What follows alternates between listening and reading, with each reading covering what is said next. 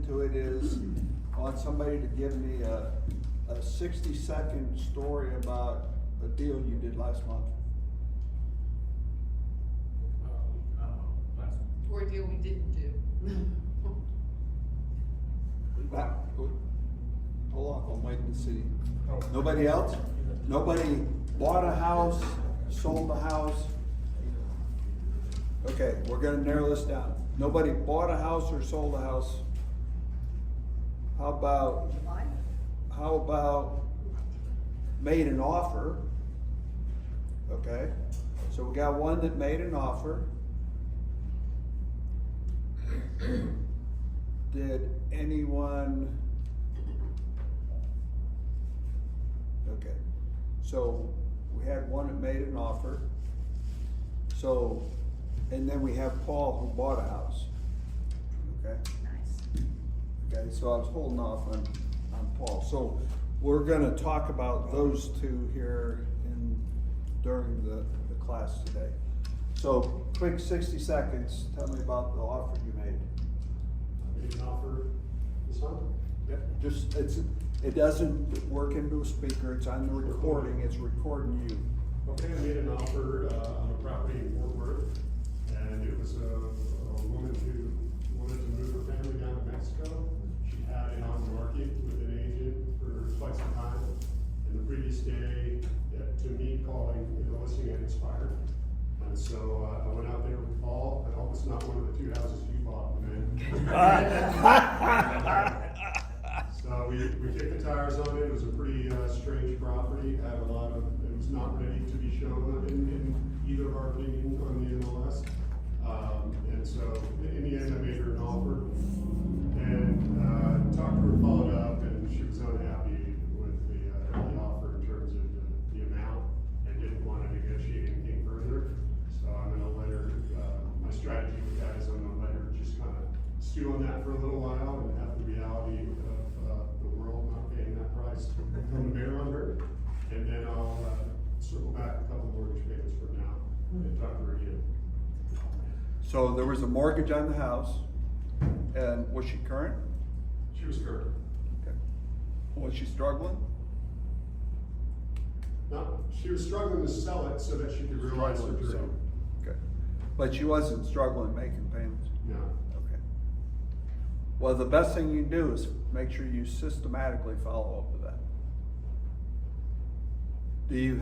Did you show her comps?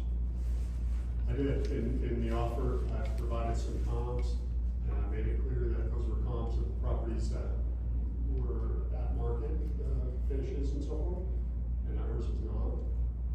And, that didn't seem to answer the mail for her. Yep. So, did you try asking her where she got her comps from?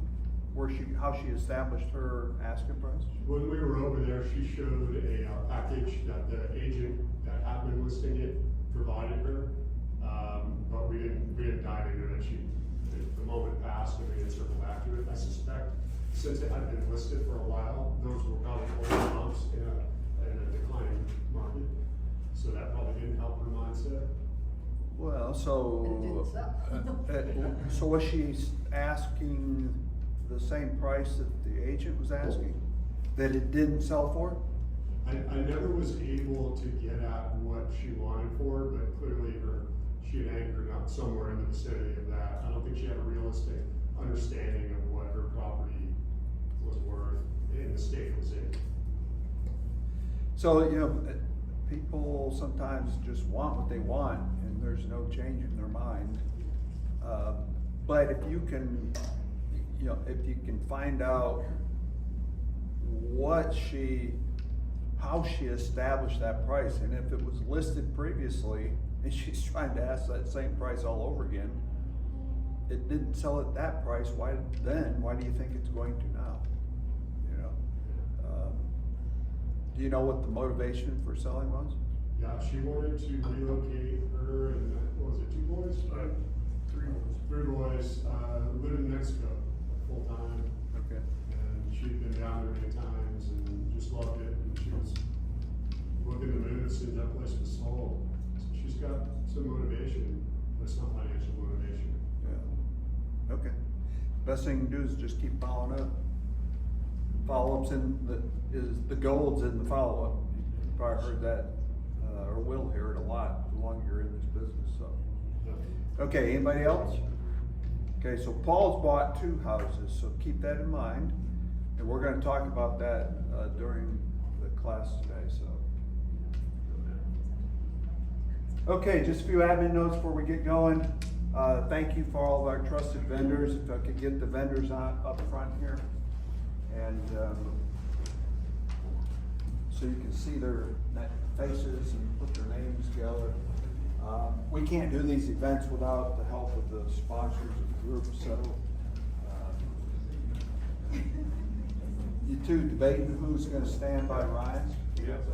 I haven't taken my monthly shower yet, so a little rankle here, but we're Okay. live.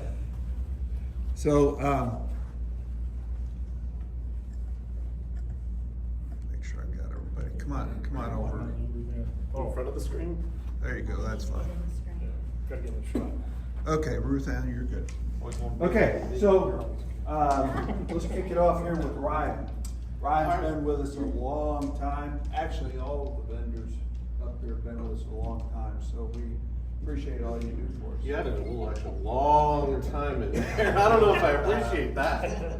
We were just talking 2019 for me, and I think most of these other folks have been here a little longer than that. They have. But my name's Ryan. I have been an investor since 2009, but I've had the opportunity to work for my hard money lender since 2018. We are Longhorn Investments based here in Texas. We have over $650 million that we lend out as a direct lender. It's important. Direct lending means, one, we know exactly how your draw process is going to work because we're the ones managing the draw process.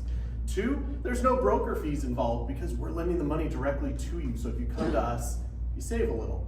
The big thing that we offer though, 100% financing. That means we're covering all of your purchase price and all of your rehab. Yeah. How many times are you actually funding 100%? I closed 18 loans last month, of which I think it was 15 of them were here in Texas. All 18 of them were funded at 100%. So you should be, our loan to value cap is 75% of the ARV. You should be buying at 75% of the ARV or better. If you want to see what it would look like, I actually have a sample term sheet for a $275,000 loan, which is about the average that we're seeing for deals here in DFW. They've gone down a little bit because people are trying to be price conscious. You don't want to be getting homes that are in the 600,000 plus market in Tarrant County, unless you're okay holding them for a little bit longer. They just tend to not move as quick right now. But then a lot of people are like, okay, well, what are your rates? On the back of this sheet that I have are our rates, as well as our step-by-step process. So you can see, because I'm someone, I want to know, not just what step A is, I want to know what step Z is so that I can see the whole process. So we have this sheet for you to look at. But on top of that, I personally have done over 70, now almost 80, but 70 transactions. That's purchase, so fix and flip, that's some that I've kept as rentals. I'm here to help analyze the deal with you. So if you want to run numbers, I can help you run numbers. We have different sheets that can show you what the profitability should look like. It's not a guarantee, but it at least gives you an idea based on the numbers that you have. I obviously have these term sheets so you can see what your cash to close is going to look like. We're here to help you because if we're lending 100% on your deal, you better believe we want you to be successful.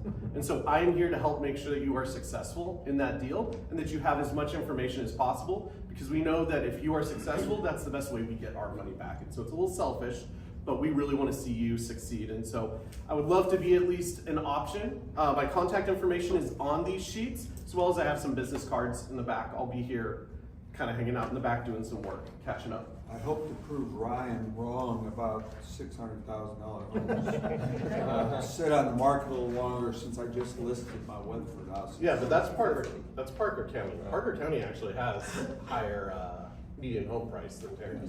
Yes, they do. But the interest rates have still gone up, and that still worries me. Yes. But I do have a drop dead gorgeous house, so we'll see what happens.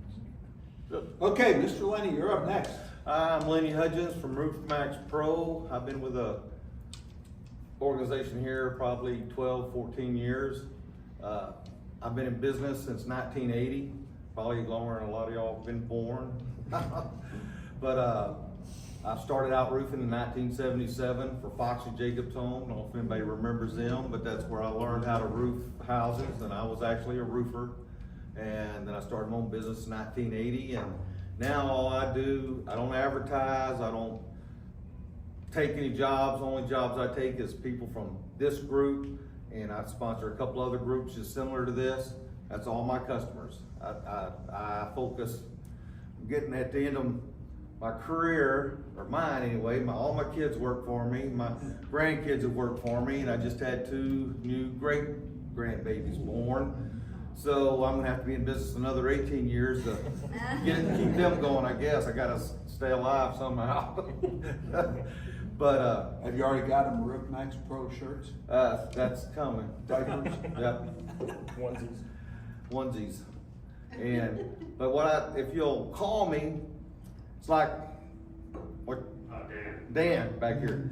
He called me, he's looking at a house to buy. I went over and looked at it, told him what it's gonna cost to re-roof it, if it's a good roof, bad roof. I can tell you if the roof needs to be replaced, if it's gonna pass a home inspection or an insurance inspection, which them are 2 different inspections. And if you're gonna keep it, it's a lot easier to, hey, yeah, we can live with this roof. You're gonna rent it out. We'll wait till a hailstorm, let the insurance company pay for it. And that's what I'm good about. I don't wanna roof 1 of your houses. I wanna roof 10 of your houses.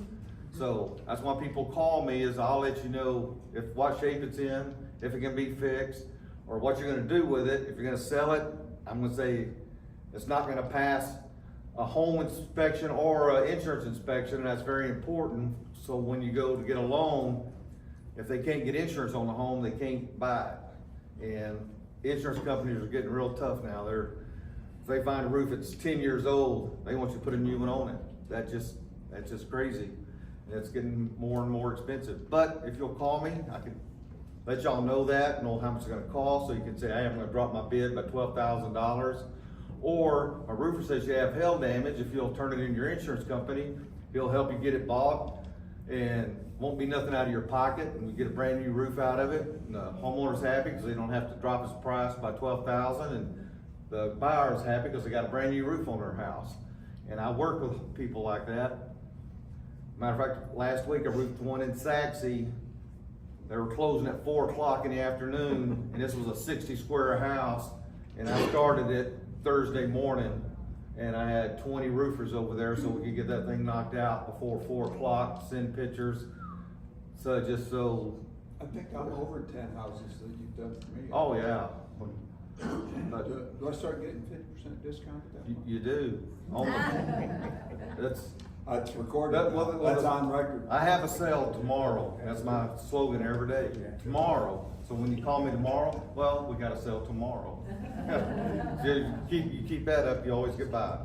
But anyway, give me a call if you need anything. My name's Lenny. Phone number is 817-718-3127. I've got cards, and just call me if for your personal roof or anything. And if you need Santa Claus, I do a side gig during, which He does. He does. and that's coming up, so. So, Lenny's done a lot of roofs for me over the years, and he does what he says he'll do for you. So he's very good at insurance, and right now you need all the help you can get from Lenny with insurance, because they are tough. Yep. So, okay. Now, when you do Santa Claus, do you get up on the roof and everything? Like, how detailed do we go? It includes a roof inspection. They include the roof inspection. Yeah. So call me over and I'll inspect your roof Have a out reindeer there. Donate No. toys to get a roof inspection. Sorry. That's cool. Yeah. Yeah. Okay, Paul, you're up. Paul Berzina with Rugged Construction. I've been in the construction field for 40 years. We've been investing since 2002. I met Tim in 2004. We do all phases of construction. Most of it's residential. We do light commercial. We kind of specialize in investment properties, like with Dan. Dan called me, said he had a house to go look at. So we met him over there, and we'll walk through and show you different aspects of the house and what you need to look for, and so that way you can get a good estimate when you're looking at either wholesaling or rehabbing or whatever your process is. But we can help you go through the estimate, figure out what any of the repair items are, or whatever you need, just give us a call and we'll go through and do whatever we need to do to help out, so. And then we currently we're buying properties also. My goal is 2 a month, so that's what we're gonna do. And so if you have anything or you need anything, just let us know and we'll help you out. You're on track. And we're on track. I have a question. What in the heck does kind of specialize in investment properties mean? We do more. Kind of specialize in investment We properties? do more investment properties than anything, but we also build barn-doors, houses. You know, we do other things, but the majority of our business is investment properties. Okay. So, and inspecting investment properties too, because I don't really care for the Trek inspectors, but that's widely known. And now on audio. Okay. Okay, I'm Randy Bryant. I work here at Texas Bank. I'm the new kid on the block up here. I've been affiliated with this group for about 2.5 years or so, just barely got here. I want to ask a favor of you guys. If anything disastrous happens in the bank today, if you'd let me know, like, God forbid we ran out of coffee or something. But keep me posted if there's anything that you need help with, or need a refill on your coffee or whatever. We are a normal bank. We've got a huge mortgage operation. One of our niches that we work with is the I-10 population, which is just people who are here without a social security number. That turns out to be a really solid population for us. So if you run across some of those, and either tenants you'd like to have them buy a house, or somebody that you're trying to sell a house to, it's a kind of an unusual product, and there's not many of us that do that. I think you have the capacity to do that, right? So. Anyway, those kind of things, line of credit for your business, if you need to have, something on standby that you need to get some quick cash to purchase a home, that kind of thing, we've done those. So anyway, anything that you that imagine. new? Not this afternoon, now Monday morning maybe. But No, not I mean the this line of credit. Yeah, well, you could open one, but Is that new? Is that oh, is it new? new? I thought you said it this afternoon. No. No, it's not new. I just didn't know we did it Afternoon. until recently. Well, But where yeah. have you been? I've been in my little cubby hole over here. What do you do? Doing whatever You the just- CFO wants, right? You must do nothing but waiting to support us every month and not learn what the bank's doing. Well, included you and several others in the bank that I help support, so. But yeah, I just found out a couple of weeks ago that we will do that. So, what we try to do when something like that comes up is connect you to one of the senior commercial lenders in one of our branches. So we've got branches in Decatur, Dallas, Brownwood, whatever. Because we're a huge relationship-based company.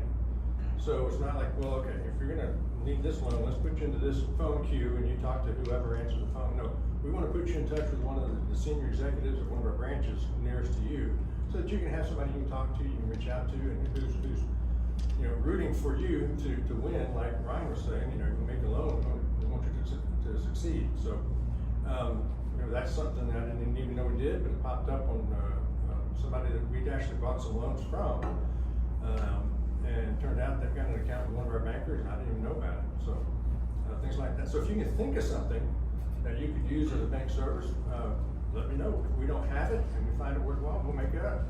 So, Cool. and glad to have y'all here. Texas Bank loves this opportunity to host you guys. So if there's anything you need, just give me a holler. And we appreciate your support with Texas Bank, so thank you very much. You're very welcome. Breakfast, right? And breakfast. And breakfast. That's delicious, thank you. Breakfast, coffee, water, all of it. So, by the way, your new building, Weatherford's going way too slow. Bank of America and Chase have both popped up new banks, and yours is still under We have much higher standards than that. Good response, good response. Because our bankers live in that community. Good response. Now, Oh. the fact that the market president over in Parker County is our chief lending officer. And so he's over those branches over there, and he is very, very in tune with exactly what's going on, what the elevation. I'm is sure and he stuff. is. He's like into that. Because they are very close by too, they're neighbors. Yeah. So, yeah, so we want it to be right, not just let's throw something together and put some people there. And that's kind of what the other two did, they just overnight appeared. So anyhow, Yeah, the economy might be down, but the banks are full and crazy building and opening new banks. And you wonder why you have three lenders here. But, you know, hard money is totally its own animal. I call it like a zebra instead of a horse. And Randy is more like a portfolio lender in my vernacular, because if it doesn't meet the agency guidelines, I send it to Randy, you know, or if I can't do something, I send it to Randy. And then he knows which one in the bank is the specialist for that part. And the ITIN, just to clarify, I mean, some people don't know what that is. That's individual taxpayer identification number. It's not just anybody that's here illegally, you know, any foreign national. They've got to have applied for, but you will also maybe do the foreign nationals sometimes. Not much. Not much, okay. So just in case you have buyers like that, that's kind of a little explanation. I'm a traditional lender from way back. But there's regular loans that you hear of all the time, the FHA, VA, conventional, USDA, zero down, all those types of loans. But I did all those for a long, long time and was a traditional mortgage banker. And then all of a sudden we bought a bank, and so then we could do unusual things. And that opened the door for us to do your investor cash flow, DSCR loans, and the no income verification for investors, where you can just buy a property based on what you deposit in the bank.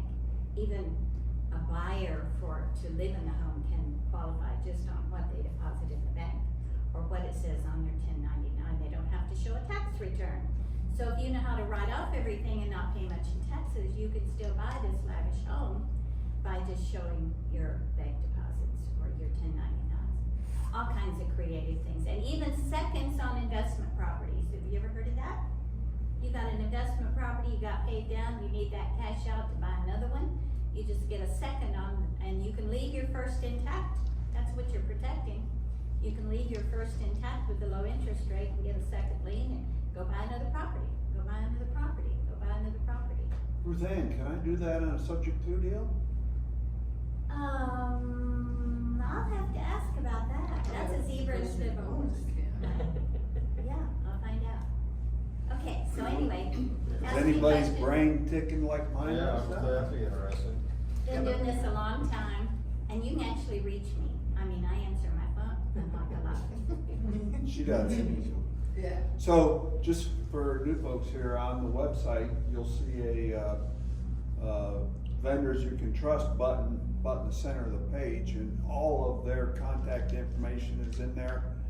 Phone number, email, and a short little video introduction with each of the vendors and myself, that you can go listen to and watch and see one more about what they do. So remember to go to the website though. They have all the contact information there, or you can get their cards that they have here today. So thank you very much. Appreciate all of you and all the support you give us.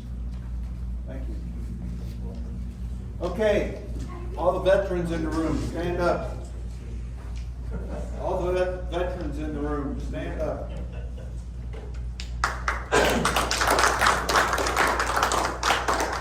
Thank you for your service. We appreciate you. I too am a veteran, and I quit early at 24 years. It's hard to believe I quit 29 years ago. You know. That's the math you wanna stop doing, No joke. And all I have to do is look in the mirror and know that it was quite a while ago, so. But, we appreciate all the veterans in the room and thank you for your service, so. Please turn your phones off. I'm not even sure I did that today. Better be checking that, huh? Normally I say, you're gonna buy breakfast. Well, I don't wanna do that. Randy bought breakfast, right? Yes, sir. Good job. Thank you, Randy. Okay, restrooms are just out the back door here, kitty corner from the back door. We don't really have a deals and measures table to speak of. There is a table back here. You're welcome to bring flyers of any kind of deals that you have. But what's the best way to sell your deal? Come early, meet people, shake hands. You know, you can usually start getting in the door about 8:15 as long as Michelle is set up down there. But come early and meet people and talk about your deal. The other way of selling your deal quick is what? You. I forgot the name of it. Put it on your free website. Yeah. If you're a member of the group, you have a free website. And when you post your property, right, Paul and Marla? When you post your property on your free website, it automatically goes up to the property listings page on the group website, and it automatically sends an email out to the entire database, which is about 1,800 people. So if you don't have a current buyers list of 1,800 or more people, anybody in here got a buyers list that big? You don't have that big database of buyers, you need to post it on your website, right? Because you can have it sold pretty darn quick. Okay? So, that's assuming people are reading their email now. You all read your email, right? She reads mine. Paul. She reads mine. I hired a new administrator. I forgot to say that. So, but we have systems in place to help you move your deals when you get your deals. Now we gotta fix the deal getting part of things, right? Is that what we're here to talk about today? Anybody interested in that? Okay. We are in a bank. This bank is closed. Randy is so kind to open it for us today. Do not roam around the bank, okay? To the restroom and to the exit, and that's it. Okay? They've taken very good care of us all these years, and we've been here a long time. Before COVID, and it took us a while to get back in after COVID, and then we found Randy, and life is good. I agree. Okay, so we already talked about the who's done a deal in the last 30 days. We're gonna talk more about that. And I've been mentioning this the last couple of months about the meeting after the meeting.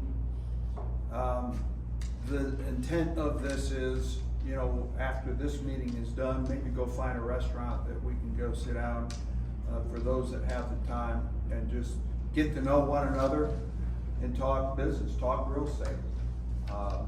You know, for the investor group meetings that take place at night, a lot of times you go to the bar and have a beer, and of course that's where a lot of business gets done.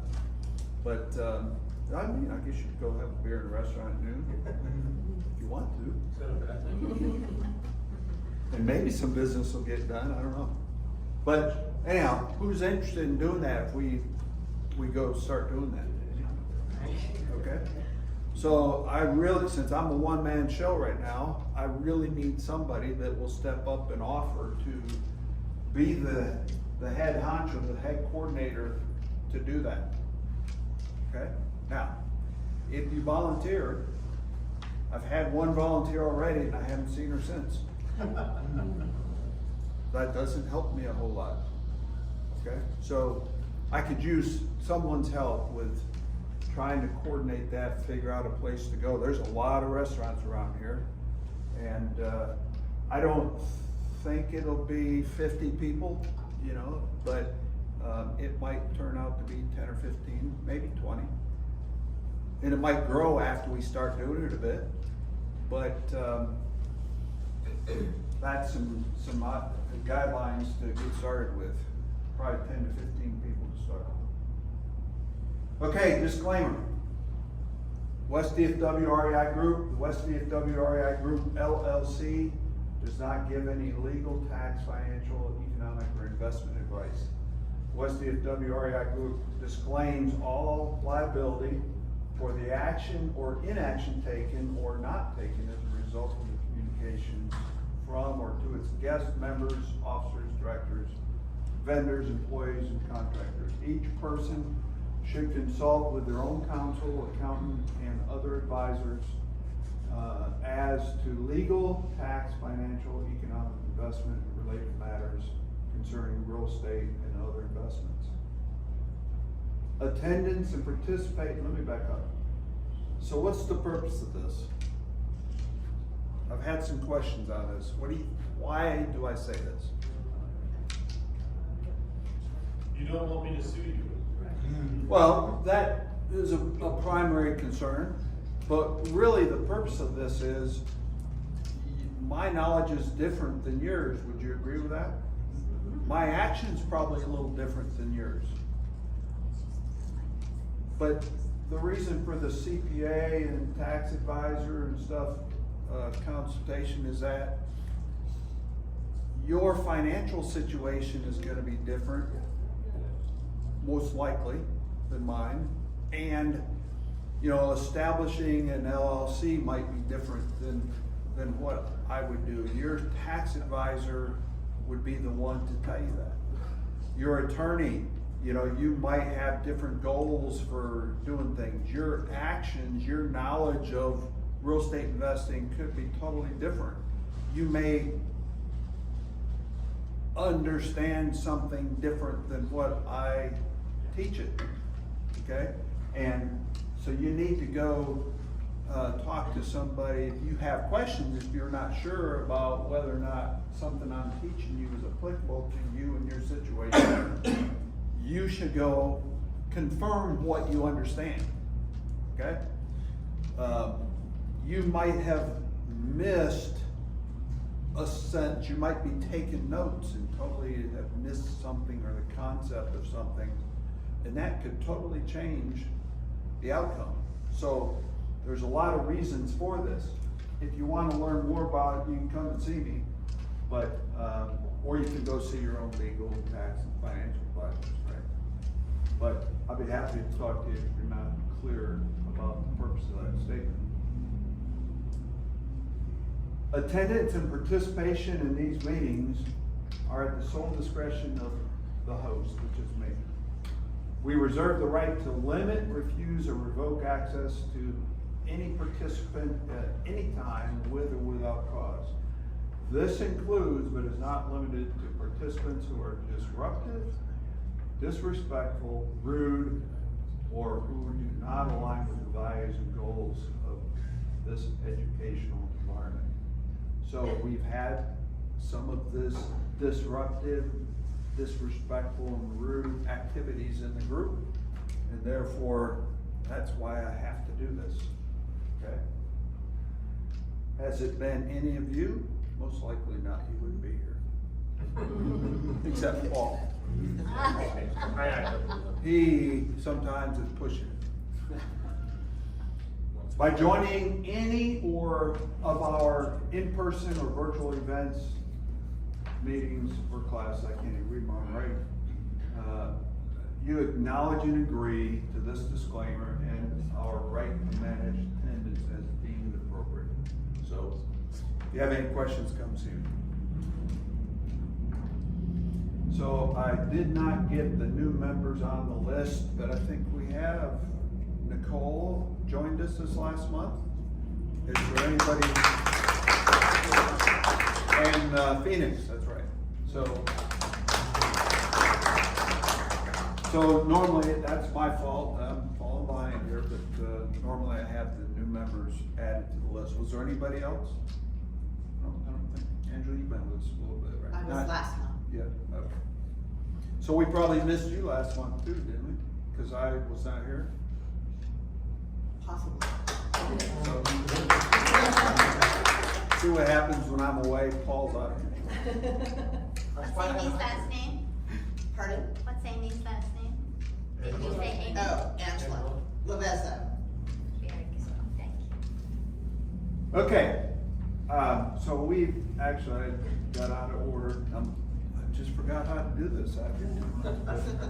So these are all the vendors. Let me just cover a couple that are not here today. August REI is a third-party servicing company. So if you're doing owner finance notes. They will service those notes, they'll collect the payments and make the payments to the underlying lien holder and hopefully pay you a profit at the end of each month. That'd be a good thing to have, right? Profit of 10. Could you stand over there? I can't see. Over there by the podium. Okay, the problem with can't- that is the I camera can't here. see it. The problem with that is this camera here, so. Oh,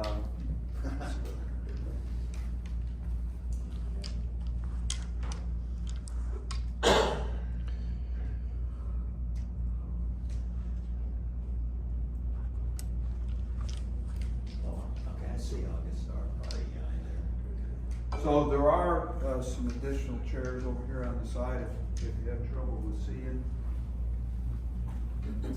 Don't tell my doctor I just moved that chair because it's probably more than 10 pounds. Everybody else can see okay? Can you still see?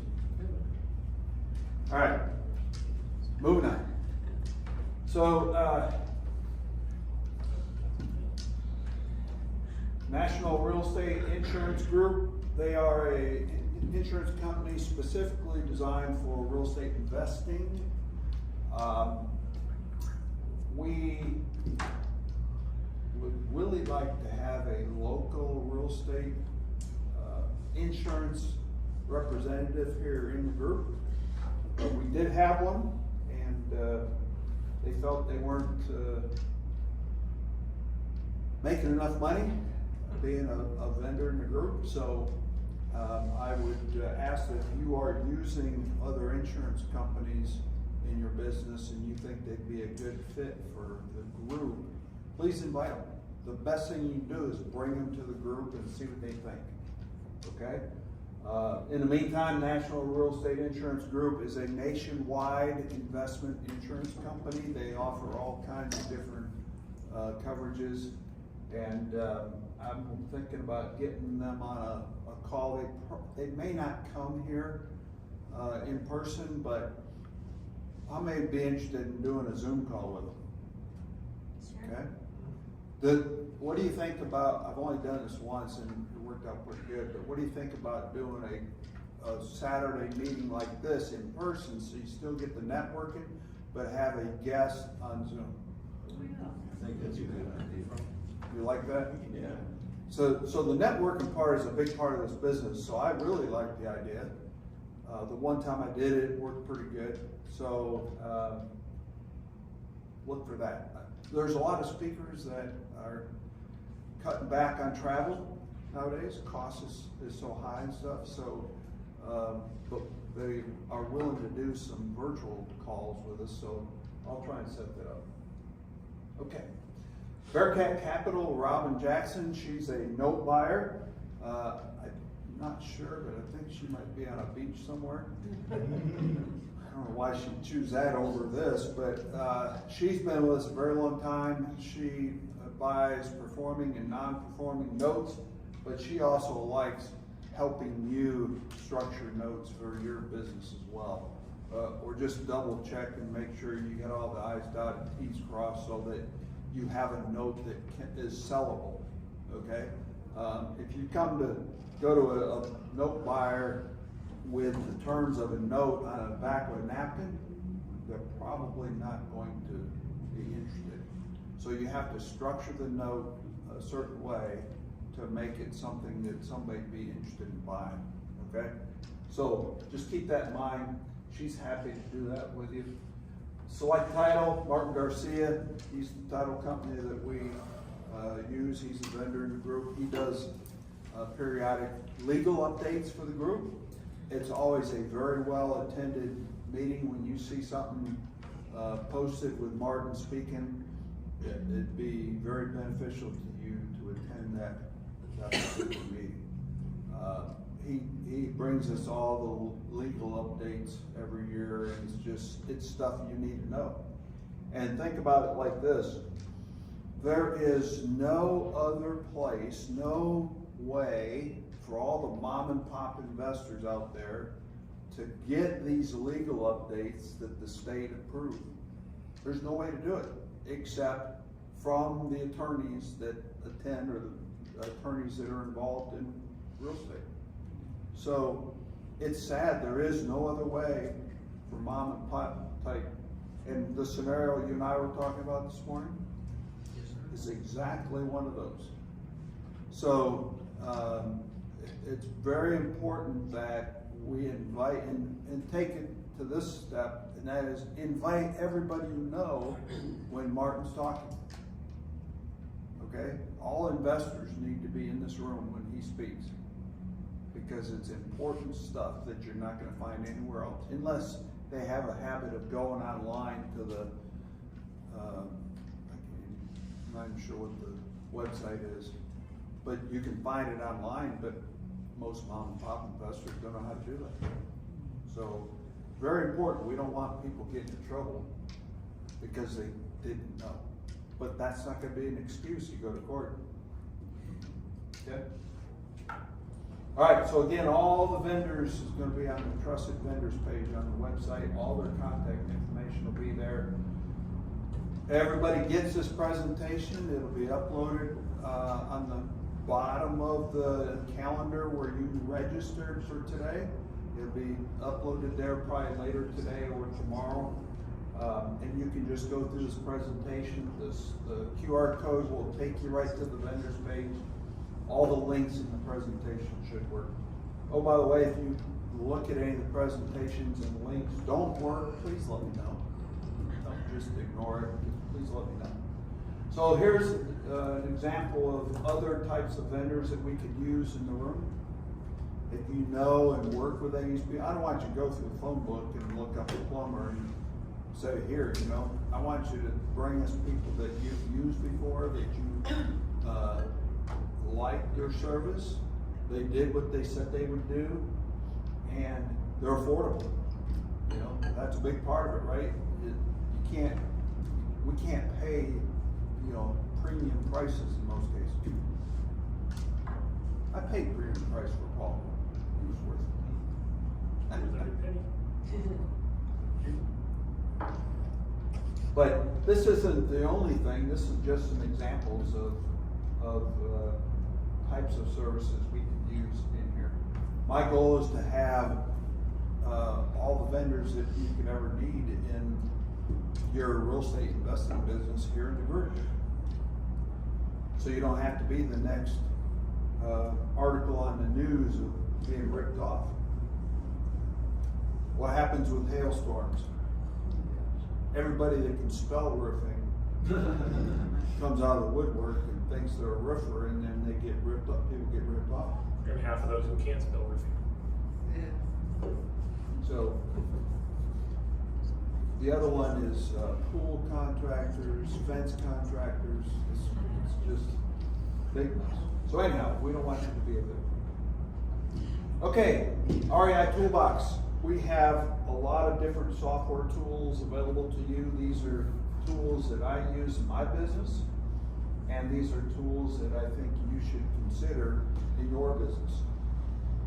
I believe every one of these have some sort of special offer for you, whether it's a 7-day free trial or a discounted price, things like that, but go check them out. Do not sign up for all the free trials on the same stinking day, okay? Unless you're gonna stay out all night for the next 7 days trying them out, don't do that. Go do one sign up. If it's a 7-day trial, try it for 7 days. If you don't like it or you're not sure, go to the next one. But test them out. Don't just ignore them. Go test them out. The one tool in all of these that you have to have is what? What? Propelio. Propelio is a MLS comps tool, so it's real numbers, and it also will allow you to pull sellers list, and you absolutely need both of those tools. There are other tools that are claiming to have MLS sold numbers, but you need to confirm that's true or not. Okay? Some of them are just a very, very good algorithm that is pretty close, but Propelio is the only one that I know is true MLS. They have a contract with MLS that they pull the data from, so you know it is true MLS data. And it is so stinking simple that a lot of the brokerages here are purchasing it for their realtors to use. It's that simple. Okay? If you don't believe me, go do this trial and find out. And it's probably the most affordable tool in the whole bunch, $29 a month. That's what we use in our office You do? for our billing. I mean, there is no better tool. So go to the REI toolbox on the homepage and go to the tools and find Propelio and register there. Okay? We've done a lot of past training, and I was just looking through, I'm sorry, what was your name? Matt. I was going through it with Matt this morning. It was a year ago this month, the last Propelio training, so I'll probably schedule another one. Okay? There's a lot of things you can do with Propelio, so I would encourage you to be on that call and get registered for it when it gets announced.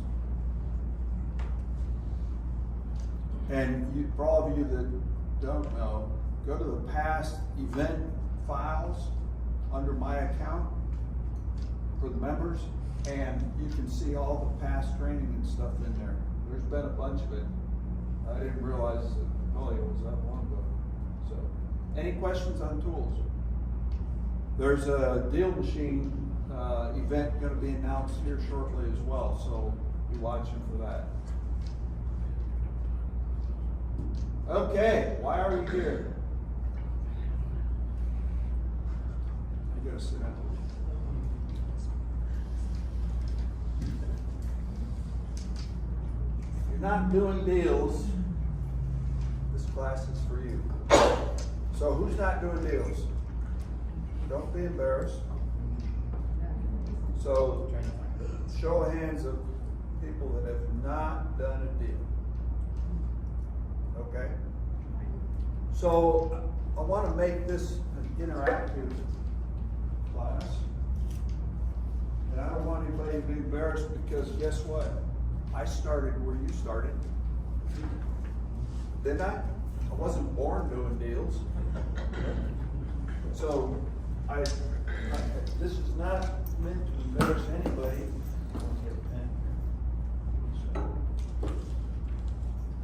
I might have to have somebody help lift me back up.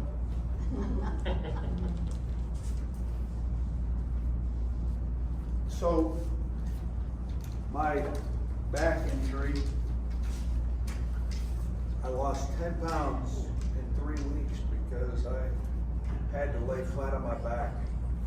It was all muscle. I used to be able to squat, no problem. I did squats. If I squat down now, I have to pull myself back up. It's sad, it's frustrating. I am 3 weeks into my surgery, and so far I haven't felt any of that strength come back, so they're sending me to therapy. It's very frustrating, I can tell you. So,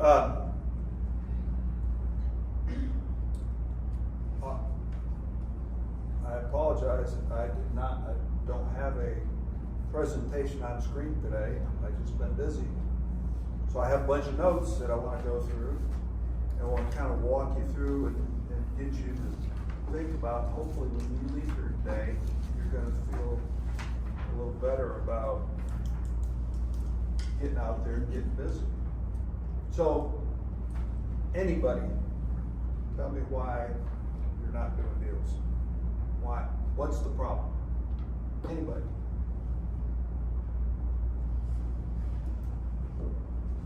Yeah. I actually went and saw a house last week. If you would, everybody just kind of speak up to this. I want to make sure we get this recorded. I actually went last week to see a house in Plano that I'd passed by for several months, and it had been for sale. A really nice neighborhood in Plano, and just stayed for sale. It looked like it needed to have some work done. I finally picked up the phone. I called when I saw it was going for rent, so I knew that the owner was getting a little bit desperate. They needed some cash flow. realtor friend of mine who also invests in properties. And basically the problem was the market was just too inflated. I mean, to offer her, because the house was Surprise, deeded for surprise. some reason as a 4, 2.5. It was really a 3, 2.5. And me being a designer, I walked into that house and, you know, I was looking at the flow of it and what I could and could not do, because I'm fine tearing down walls and making new bedrooms and then making it look beautiful because they stage homes. But to make that house a 4-bedroom, the renovation costs would have probably exceeded $200,000, and the house at best, the ARV would have been in the high 5s, maybe 6 at the very top, and we just couldn't make the numbers work. And she had never touched the house. It was from the 1980s, and she didn't do anything to it. It had different floors. The bathroom was like, you walked in and you saw 2 vanities back to back, an island vanity with 2 doors on either side. And it was like, huh? So it was disappointing because I really wanted to put an offer in. So, is that uncommon for the experienced people in the room? Is that a pretty common scenario? What should she do? Stay in touch with the person, and they're eventually gonna realize that they're asking too much for the house. Follow up. She's gonna keep trying to rent it. I did see the sign go down, so she's doing something. Some people just do that, they're gonna rent it until the market goes back up, and you just have to outlast a lot of those people. Yeah. And what was, Sometimes they're gonna get what was incorrect with the number of bedrooms and bathrooms? It was deeded as a 4-bedroom, 2.5. We tried to figure out how to make that into a 4-bedroom. It was a 3. They were counting the office. It didn't have a closet, and the room adjacent to it was a half powder bath and a laundry room leading out to the garage. There was like no way that we could make it a 4-bedroom, because even if we closed off the glass doors on one side of that office, there was a laundry room there that couldn't be relocated. How often have we, for the experienced people, how often do you see that? They're advertising the wrong information. That's real. Well, the thing that's Yes, it interesting could is it was be deeded that way. Yeah, That's the surprising part, because usually having it advertised for 4 when it's only a 3, it's common. But deeded that way, I'm surprised they got it on the county records. I found that out from the listing agent. She said, just make an offer, just make an offer. And I said, I would have to offer her less than she paid for it. And she won't accept it. I've seen that happen quite often. I've seen not just the deeded information incorrect, but I've seen active listings that have the wrong bedrooms and the wrong bathrooms. And that's not supposed to be happening. Those Yeah. realtors are supposed to know what's in that house and have that information be correct. The house that I just listed in Weatherford last night, there's 3 different square footages on MLS, past MLS listings for this house. Did you find out when she bought the house? She was the original owner, Oh. so back in the 80s, she's lived in it for almost 30 years. Bought another house, took a bridge loan, and she either wanted to rent or sell the house. Really wanted to dump it because it needed so much work to it, Yeah. which makes me warm and giddy because I like to do that kind of stuff. But yeah, there's no way we could make it a 4-bedroom, and that was the only way where we could get the numbers to work. So this is all good conversation, and we could go down a lot of rabbit trails off this one house, okay? I want to make sure we stay on track today with how do we get you doing first deal if it's your first, or how to be doing more deals, okay? Would you have So- made an offer on that house if it needed that much work? If I really wanted, the amount of work don't matter to me. Just come see what I just did in Weatherford. What? I mean, the amount of work to me doesn't matter. but you have to have a team that knows how to handle that. That being said, the house that you got in Weatherford is not a new buyer No, house. exactly. That's an experienced buyer house. Exactly. But What to we the- did in Weatherford was not your first rehab deal, okay? I've got about 250,000 in rehab costs. It's a big rehab. It's not only big dollar wise, but big job wise. And You know, length of time. 3,700 square foot is the final, 3,743 square footage. 3,743. Four bedroom, hold on, 4 bedroom, 3.5 bath, that is, and 2 decks, a pool. That is a lot of everything to touch, okay? So that's not a first rehab deal for any of you. Even if you use Paul, it's not my recommendation you do that for a first rehab. JV with somebody or something. 'Cause Yeah. that can go sideways quick. Exactly.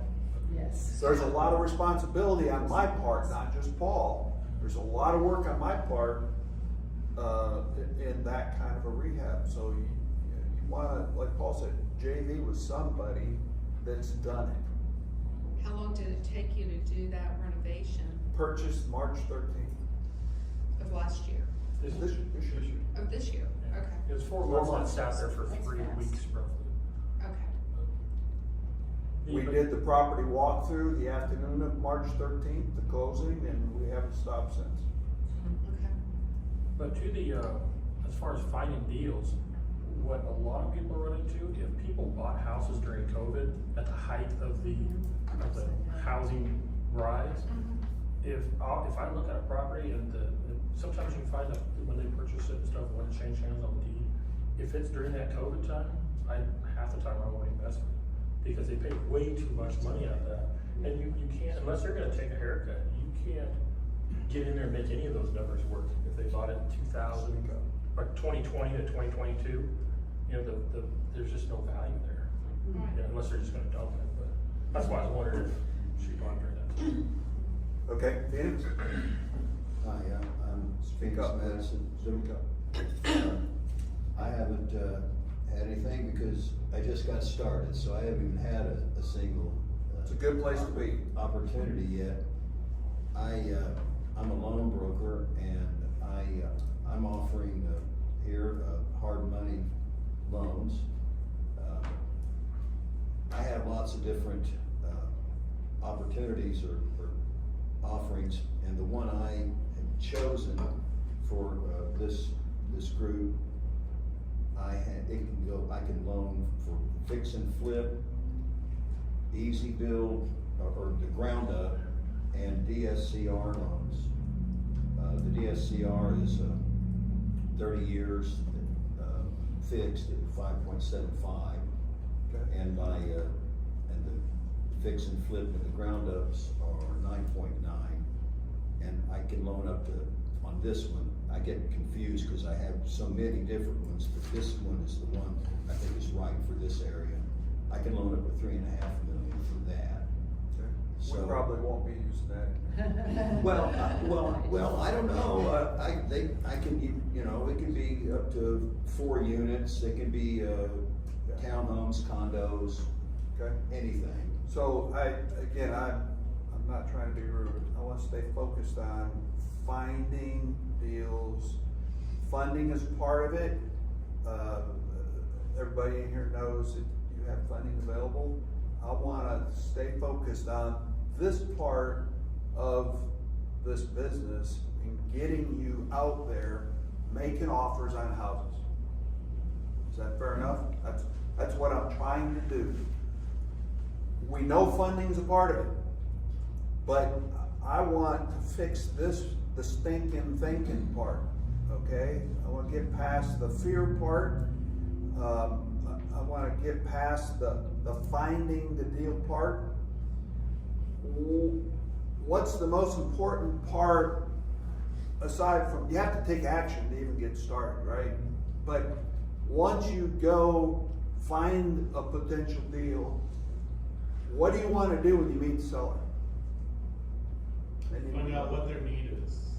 Yes, You wanna solve that, but I'm gonna jump to the point. I want you to get an option agreement. Then you have time for Phoenix or Ryan or Ruth Ann or whoever lender you're gonna talk to. But I want you to get to that point, because many of you aren't even doing that. So you gotta find the deal, you have to go look at the deal, and you wanna get that option. Now, even if you don't know how to do the comps, some people are gonna disagree with what I'm about to tell you. I'm not even sure I want you to worry about there being a deal. Okay? Why is that? Get your feet wet. Experience. You need to get off your butt and get out there and start talking to sellers. You also don't wanna go into debt in the process of being a newbie. But, That's true. well, I hope gas money, going to visit and stuff isn't gonna drive you into debt. Because my goal, and you have to do it smartly, of course. You don't wanna go give them an option agreement and give them $1,000 earnest money or anything like that. That's not what I'm trying to get you to do. I'm trying to get you to think differently and take action and get out there and talk to sellers. And then make an offer on the house. If your offer is wrong, you terminate your option. Okay? And we'll talk about that. But that's what the option period is for. Okay? But I want you to change the way you think. So many of you think there's not a deal. I don't have comps, and that's gonna stop you. I just gave you a comps tool. And we can JV with each other in here and help each other with comps. Okay? Along the lines that you're talking about is, so we work with a lot of different investors, so I see it quite often where, like you said, the thinking part is the worst part. There's so many investors who already have no in their mind. They won't ask the question, they won't do anything, because, oh no, they're not gonna sell me that house for that price. Or they're embarrassed to even make that offer. And they just don't get out there and do anything, but they won't even ask the question. So it's just, I think that's part of the fear, or the thinking process that you get over. But that's what I see all the time. Maybe they're afraid that they're gonna get turned down. Yeah. But Fear that's of the rejection. business, you're gonna get a lot of no's before you get the yes, and don't be afraid of the no's. If you don't like rejection, this is not your business. Yeah. Well, and anybody know a guy by the name of Dan Duran? He goes way, way back. Dan always used to say, a yes is the same as a no, or no is the same as a yes, only it's no. It's just a word. And he's one of these sales people, like you would believe, he'd sell the shirt off your back to you. And he would, you pay dearly for it. That's how And good you would of a enjoy it. salesman he was. But, if you never get out there and get over that fear of them saying no, and remember, part of the thinking is, you have something to offer them. You have a solution for them. It's just, you gotta get to it. You just gotta figure it out. They need your help. They have their house for sale. They have a problem. Usually, the house that you're looking at is gonna have some sort of problem, whether it's a physical problem with the house, or a financial problem, or a personal problem. It could be any of those or all of them, but they need your help, and they just don't know what they're gonna settle on. And I can't tell you how many times I've made offers on houses, and a lot of people say they're never gonna accept that.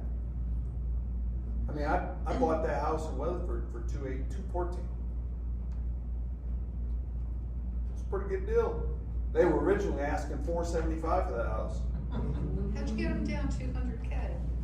I did. Strong argument. They already lowered the price on MLS, but I think they were at $275 when I noticed that they had dropped the price, and I went in and made them an offer, and then I made a second offer during my final walkthrough, and they took that too.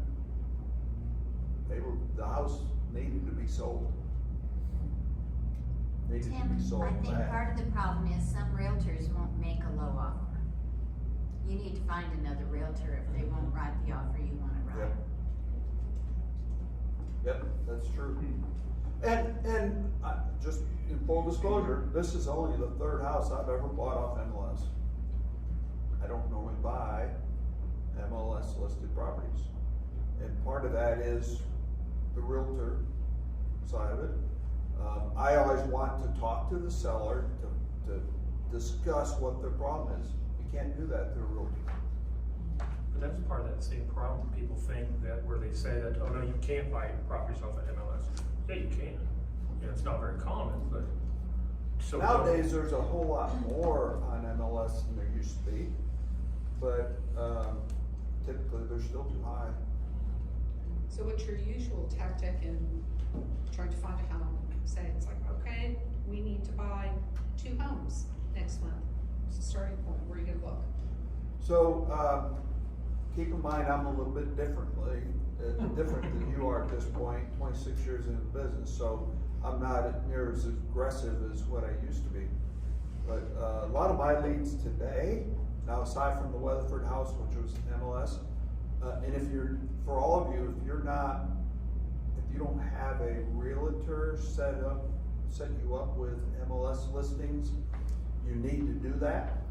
Give them the criteria, give them the keywords that you are looking for, like investor special. That's a very common word in any MLS listing I see today. That's a potential investor property. Cash only. Cash only, fixer upper, and there's a whole list of them. Inherited property, needs repair, stuff like that. So, Expired listings though is another one. And you wanna give them the price range that you're interested in, and the location, the zip codes, and let them just send you those emails every day, and you can be monitoring those if you're interested in buying houses on MLS. I have those emails, been on them for years, and that's how I found this property. And actually, that's how I found the other 2 that I bought, which were like 2 or 3 years ago. Okay, but in 26 years, there's only been 3 properties. So I buy off-market type properties, and I do a lot of direct marketing to sellers. But I do a little bit of everything. But another big key for me is websites. I get a lot of leads from my websites. My website's been out there forever. Not 26 years, but they've been out there for a very, very, very long time.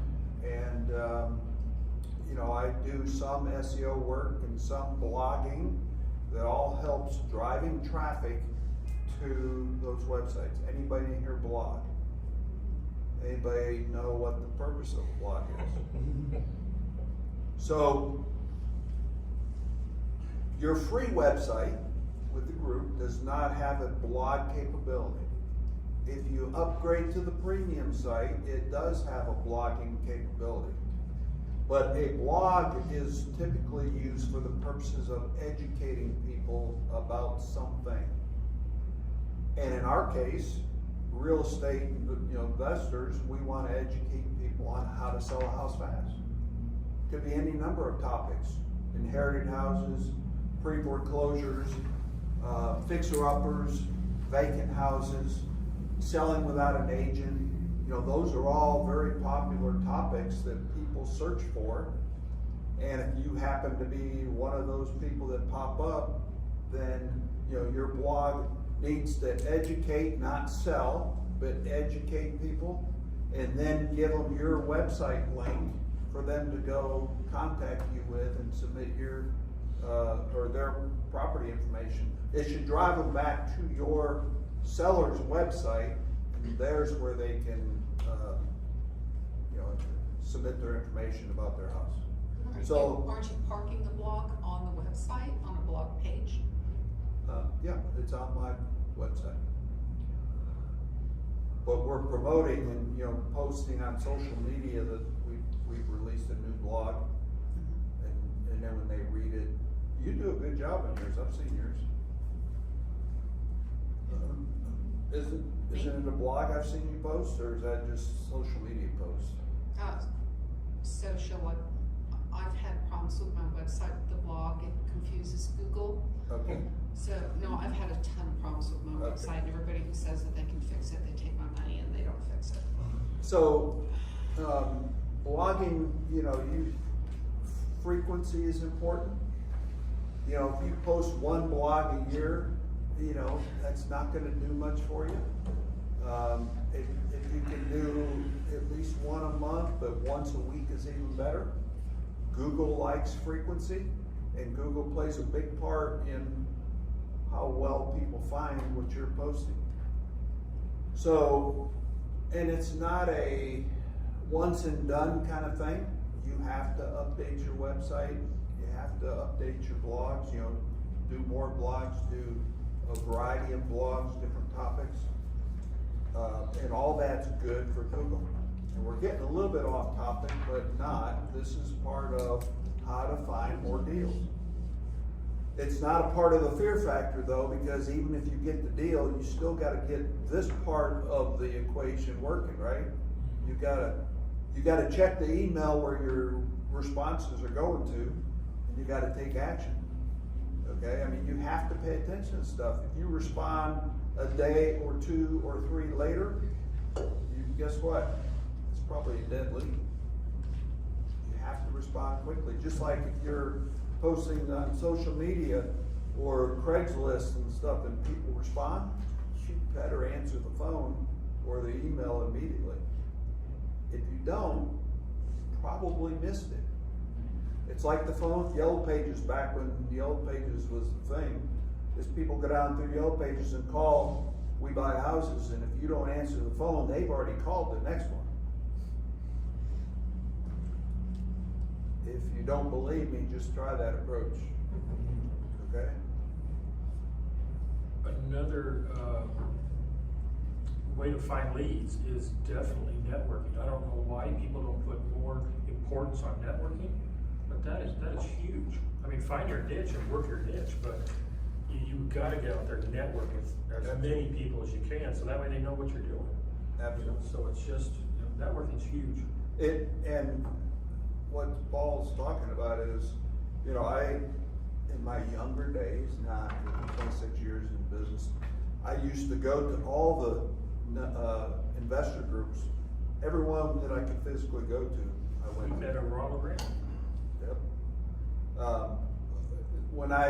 In my early days, I spent a lot of money on my education. A big part of my reason for doing that was the networking with other investors around the state and around the country. I am not a big believer in, buying stuff in other states and even out of DFW now. I used to be. I don't encourage you to do it. It's hard.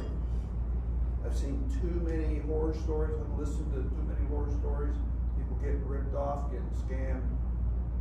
I think you shouldn't do it. Now, there's a lot more technology today that may help you with that, but I think you should go put your eyeballs on the property and know who you're talking to, be able to shake hands to somebody that's helping you. Maybe a little different story if you grew up with somebody, maybe it's a family member, although maybe not family, you know what I mean?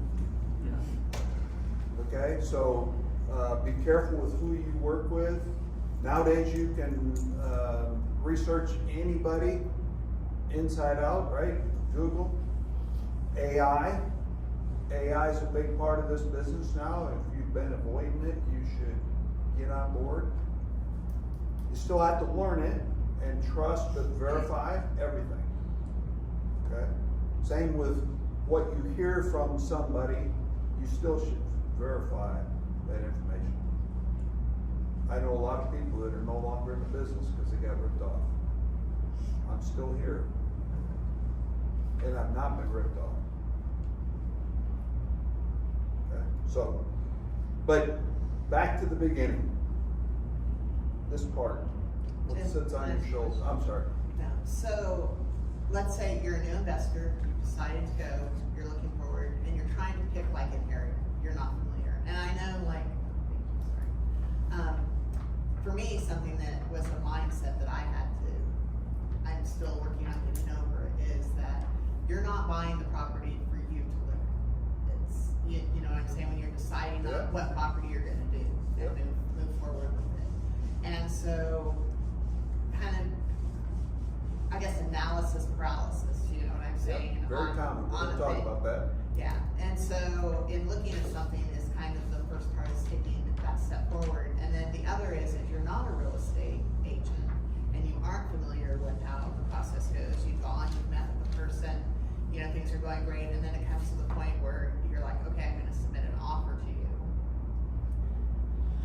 You're talking about doing a lot of it in person, and a lot of people now send a contract, you know, I'll send you over the contract on it, in negotiation. And what is some of the best ways to kind of do that? Because that's something that kind of, I'm a process procedure person too, but it's like, I mean, I'm not overly familiar with like getting my contract and doing mine. I've done most stuff through real estate agents. So, I don't use agents, you know, even if I found a deal, I wouldn't use an agent to write the contract. I've been dual agency, and a lot of times they'll assign me someone in their office because they aren't comfortable representing both, which I don't really care, it doesn't bother me. I didn't learn the business that way, so I just don't do it that way. So, there's a lot of things. I don't know, I guess the biggest question is like in starting, like picking the focus, pick where you wanna go. Yeah, let me try and back up to the beginning. So what she's talking about is what I call farm area, okay?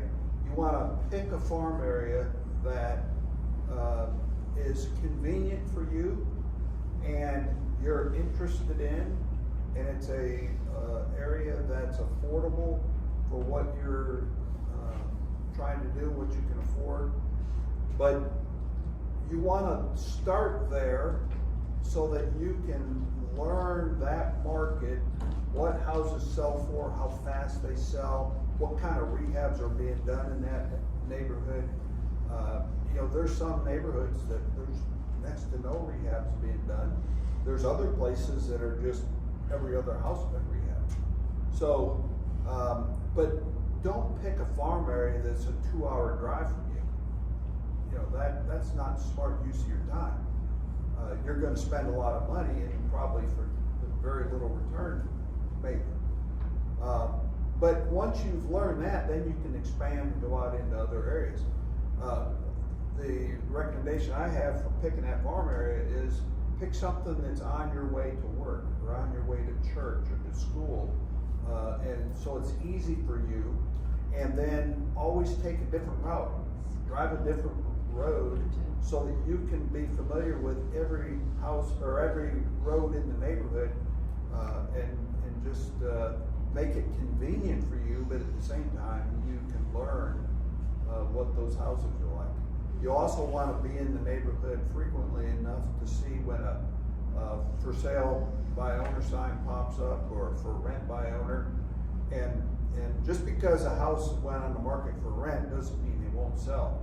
They may have been trying to sell, and now the alternative is rent, like the house you were talking about. So don't be afraid to ask if they're willing to sell. Okay? Analysis paralysis, we were going to get to that, but there's so many people that get stuck on that, and it's a part of the fear factor. You want to spend so much time on analysis because you're afraid to go make the offer, go make the call, and find out if they're willing to sell or willing to meet with you, and you have to physically go meet them face to face and talk to them. You're afraid of it, and you have to get over it. Remember, why are you in the business? Make money. Huh? Make money. Make money, and what other reason? Help people out. Help people, exactly. And if you're not in the business for those 2 reasons, you might want to get out. The money's important, but you gotta be willing and desire to help people. And if the money is the only reason, you're gonna be short-lived in the business, because people are gonna sense that. if all you're after, and there's some very greedy wholesalers out there, and you will meet them if you haven't already. The more you're in the business, the more you're gonna meet them, but they are very, very greedy. And they won't budge on a penny. They want 50, 75, 100,000 assignment fees, and it's just ridiculous. Okay? But that's another whole conversation. But you, again, I'm trying to get you out at the door talking to the sellers. They need you. You need to be out there talking to them. You can't even begin to help them if you don't talk to them. And you have to be open and willing to make them an offer. Now, what if you give them an offer for full price? The offer's too much. They'll take it. Maybe, but maybe not. But what's the point of that, making the full price offer? You made an offer. You have made an offer, not just to make you feel good, but isn't it gonna make the seller feel kinda good? Now, in that offer is an option paragraph. What's the option mean? Somebody. What's the option paragraph mean?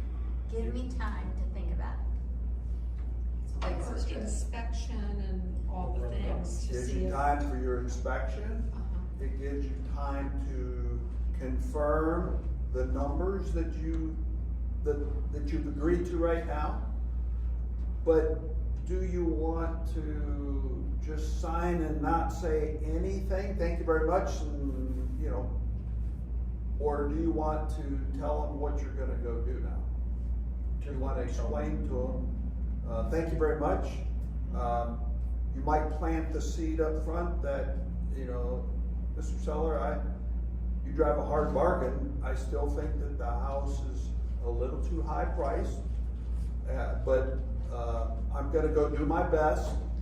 And I'm gonna go back and finalize my numbers, do my analysis in a little more detail, maybe have a contractor come with me and walk the property, and go through and finalize the rehab cost. And then I'll get back in touch with you about what I think of the value of the offer. Is that okay with you? So what you're trying to do is get them to agree, but you've explained to them what you're doing. We have one wholesaler I work with that I've never rehabbed a house with the guy, but he's a wholesaler. He goes in there, and like you said, he'll just negotiate whatever amount he can, and then that's what he signs up for with an option period. Then he tells them that he's gonna bring in his contractor, we're gonna evaluate the repairs, and that just gives him time to build a rapport with that seller. Yep. And then that rapport is priceless. Yep. And you really wanna start the rapport from the time you meet at the house. I mean, you wanna start on the phone as much as you can, but when you meet at the house, start scanning the walls, look for something you have in common. They have fishing pictures on the wall if you're a fisherman, or golf, or maybe military awards and they're a veteran, you know, things like that. So you have something to start talking about, okay? What's that gonna do for you? It's going to calm your nerves, and maybe the seller, if they're nervous about the meeting, sometimes they're nervous as well. But you wanna start that conversation before you do anything else. Don't just jump in and walk the house and, you know, start taking measurements and things like that, because that's probably not gonna go very well, okay? Does that make sense? You wanna establish that rapport the best you can, and then you'll start talking about the numbers, okay? Again, I believe, I mean, if you, like Paul said, negotiate what you can in the price, but try not to leave the house without that contract. What do you generally put down as an option earnest money? No more than I can get away with. I'm usually doing $100. I do $100. I back in the 2000s, I didn't do ever more than $10. $10. I bought so many houses subject to that way, unbelievable. But don't let people tell you can't do it. There's a lot out there who say they can't. Self-directed IRA, my self-directed IRA company requires a minimum of 100. So I had to do 100 for an IRA offer. Earnest money or option? I did earnest money. Yeah. And, you know, option fee, you know, I think I'm doing $100 on that now. And the option fee you don't get back. Okay? So don't be making big option fees offers, because you're not gonna get that back. The new Trek, we have a realtor in here? I think the new Trek requirement is you write one check for earnest and option. There's a new Trek contract out. I hope we'll be having a class soon on it. They made more changes. I had to sign all the realtor stuff last night. This just to tell you how kind of crazy they've gotten because of the lawsuit. Usually you have to sign, if anything's wrong with the house and you say yes, you know, if you know, let's say for example, is there anything else in the house that needs repair? And you say yes, they would require an explanation. In the new contract, they ask, is the house insured? Well, you have to say yes, right? I mean, if you're not insuring houses, you got a big problem. But why would you have to explain why you have your house insured? You're talking about the seller's disclosure. Yes. Yes, I'm sorry. Seller's disclosure. So I replied back to the agent last night. I said, how do I sign this? How do I proceed?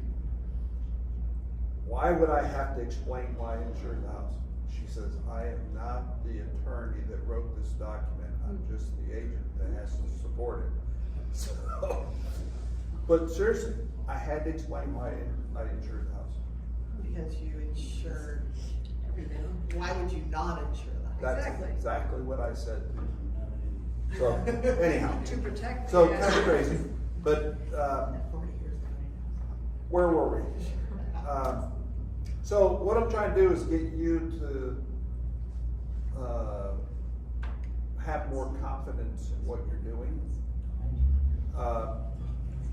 If you've never tried this, if you tend to be nervous on the phone, stand up.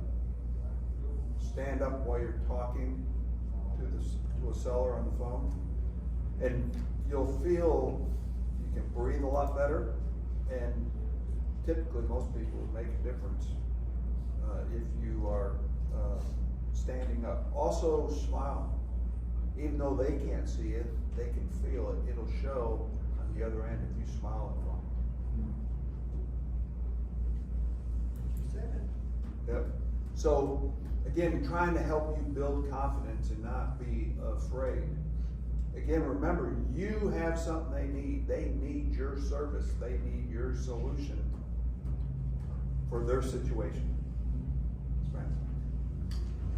I think one thing, I'm still new and learning, and I probably have that analysis paralysis. However, I have made contact with some sellers, and one of the biggest things I've learned at this point, my initial interaction with the seller is to find out if they are really motivated, because there are some people that seem motivated and they are not motivated to center spend, and that's when you know I need to deal with someone else.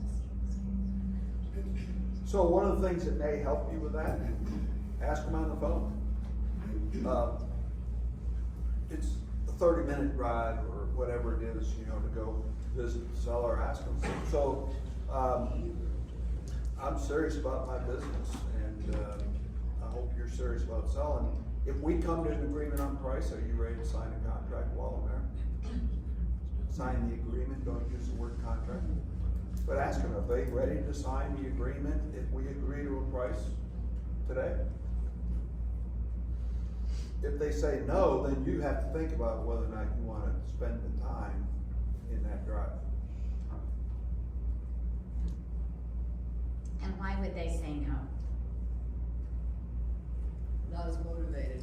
I gotta talk to my uncle, I gotta talk to my brother, I gotta talk to my husband. Yep. They didn't mention it in the beginning. If it's an inherited house, maybe they have to talk to all the other heirs of the property. That one I kinda get.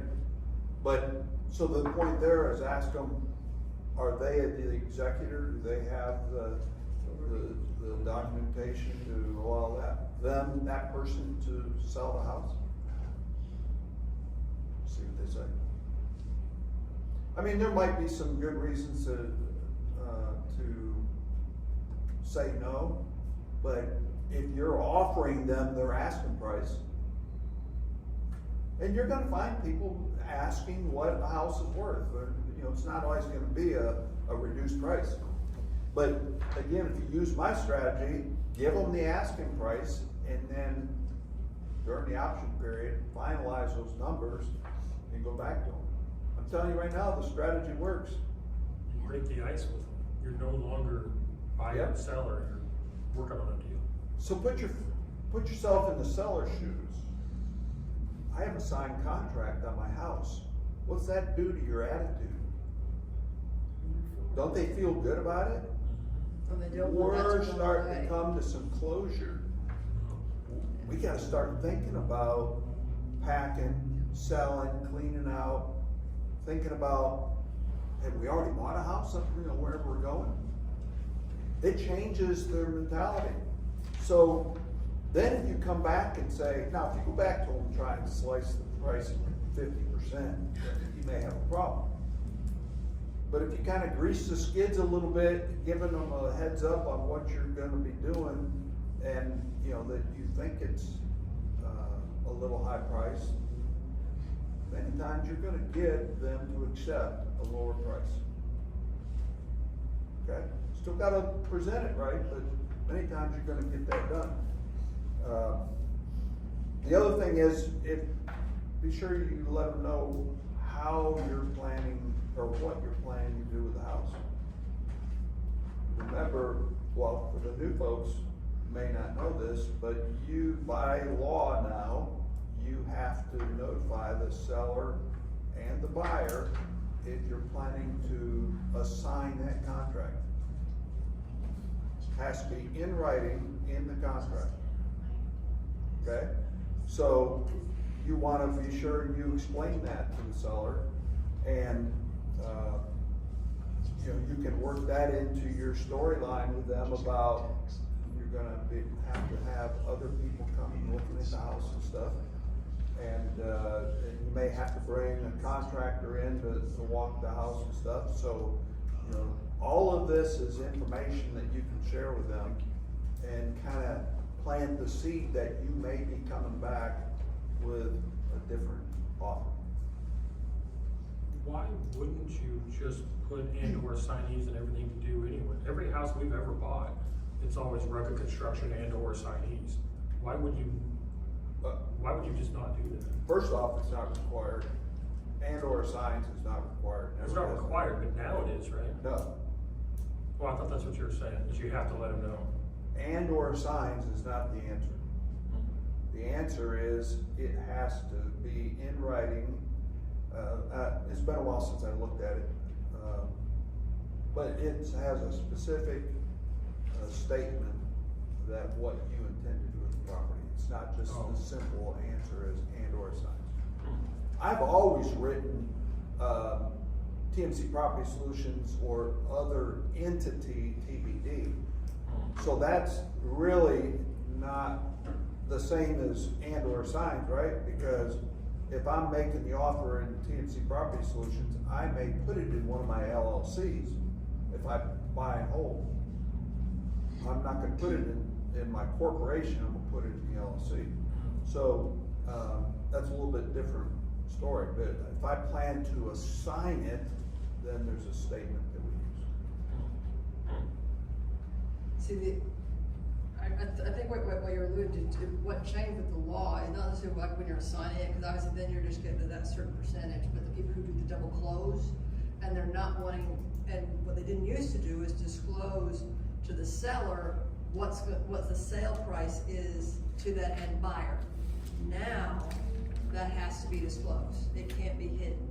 Yeah, double close, it has to be disclosed? Yes, that's for the law that changes that you're having to disclose in a double close that end price. So now what happens, that middle wholesaler in the middle is they need to be bringing transactional funding or something so that they're bringing like short-term funding in to close that A to B, and that way it locks that and segregates that closing, so then when they turn around to sell it to the end buyer at the $20,000 or $30,000 more, then they sell it at that price. It doesn't, that extra $30,000 isn't seen by that seller. So if it's a double close, you do that?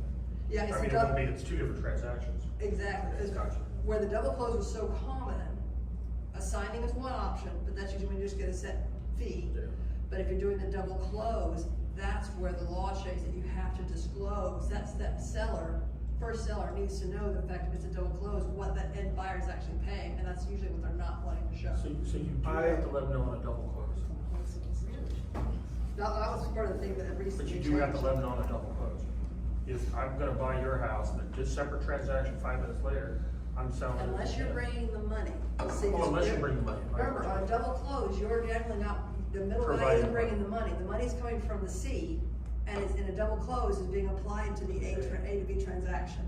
Right. That's the part, because they're linked together. Now what they're saying is full disclosure amongst all three parties, Gotcha.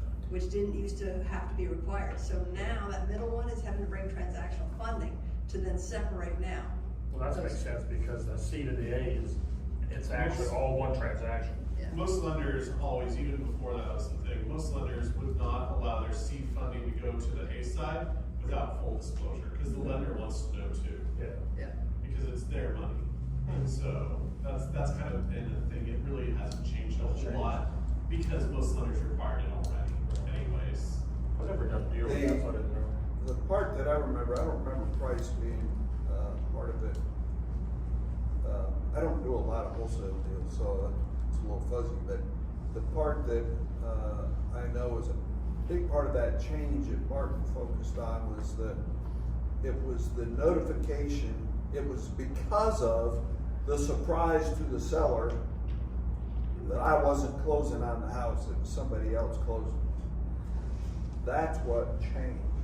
I don't remember, unless there was another change, I don't remember the change about pricing. So I'll have to go back and look at that. I don't do a lot of wholesale.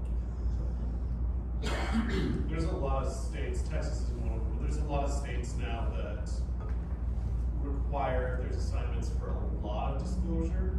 Texas has some, but not as much as others, and so it's making it very difficult, and so that's why double closes are becoming more prevalent, especially outside of Texas, because if I'm doing a contract and I'm saying I'm gonna buy your house, but I never had an intention of buying your house, Yep. I kinda lied to you, Yep. right? And so now what they're able to do is if I double close, I officially closed on your house, I bought it. I then turned around and sold it, but I bought it. Whether that requires transaction funding or not, is state by state. But that's why a lot of people do double closes. It's not just to hide the amount of money being made. It's because I told that seller I was gonna buy their house, when I really maybe didn't have any intention of buying it, and I was going to sell it to someone else. Now they can say, well, yes, I did have intention, I did buy that house. My name's now in the chain of title, but I quickly then sold it the same day or next day.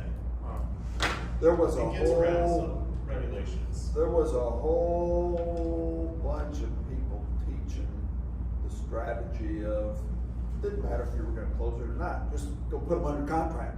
That's all they were doing is putting houses under contract with no intent of closing. And that created a whole bunch of new laws. That was huge in the early 2000s. So, And then it became That's what we got memos, our hands on. which now Martin told us about the new laws on memos too, that passed last September. okay, moving on. There was one other question you had, out of all those, can't remember what it was. Oh, analysis process. So, you know, I can't say it enough that coming to these meetings and participating in the classes is all the reason you need to get over the analysis paralysis. I mean, if you really have that problem, you know, you have to get the training you need to solve that problem. Because if you get stuck in analysis paralysis, and who's really, what kind of people are really famous for analysis paralysis? What kind of people, what kind of backgrounds? Accountants, engineers. Engineers and accountant type people, bookkeepers, you know, I mean, they really do get stuck at it. So what do you have to do to get out of analysis paralysis? You have to be confident, you have to be trained, and you have to be confident in the information that you're using. That's why Propelio is a first great step, so that you're using accurate numbers on what people are willing to pay for houses like the one you're considering buying, so that you know you're looking at the right numbers. But it still requires you to learn Propelio, right? Comps are not just about the number a house sold for. What else is involved? Days on market's a piece of it, but the condition, what did they do to the house to get the price they did in the number of days they did that it took to sell, right? So you have to look at what the realtor remarks were. One owner, well maintained, piece of junk, investor, fixer-upper, or remodeled top to bottom, you know, new roof all the way to travertine tile, you know, and new windows, insulation, wiring, you know, appliances, everything. So all of those things matter. Do not just go look at the numbers in the chart that the comp spit out, and you look down and say, oh yeah, the average was 250. And then look at the days on market. You know, if a house sold at 250, one house sold at 250 for in one day versus another house 250 at 360 days, what do you think the difference was? The 250 for 360 days was probably way overpriced because it was a piece of junk. Right? Most likely. The house that sold for 250 in one day, what might that be? It could be way underpriced, or it might have been drop dead gorgeous for what it is that caused it to sell in a day. So you can't just assume anything. You have to read the data, and that's all provided to you in the tool. That's why people like Propelio. It's all there. You just have to look at it. You have to look at the pictures. You have to drive the comps. If you're new, you want to drive the comps and you have to learn, is a comp that's 5 miles away a good comp? It might be the only comp, but that doesn't mean it's a good comp. I looked at a double wide mobile home that was 2 years old on 5 acres. The 5 acres meant you had to have a 4-wheel drive to get to the house. I'm not joking. That's how rough it was. And it was about a 10-minute drive up and down hills and ruts. Fortunately, I took my Honda Ridgeline and not my F-150, because I may not have made it with the 2-wheel drive. I'm not joking. That turned me off right there, because it was just so rough getting there. Now, what do you think the problem with that would be with showing? They couldn't get there, because what if the person drives a little, you know, the little boxcar Kia? I mean, they're not gonna make it in there. You know, everything's covered in dust because that's what it is. It's all dirt out there. And then the little surprise that I had by going to look at it was, I walked, there's no lawn or anything, it's all wild out there.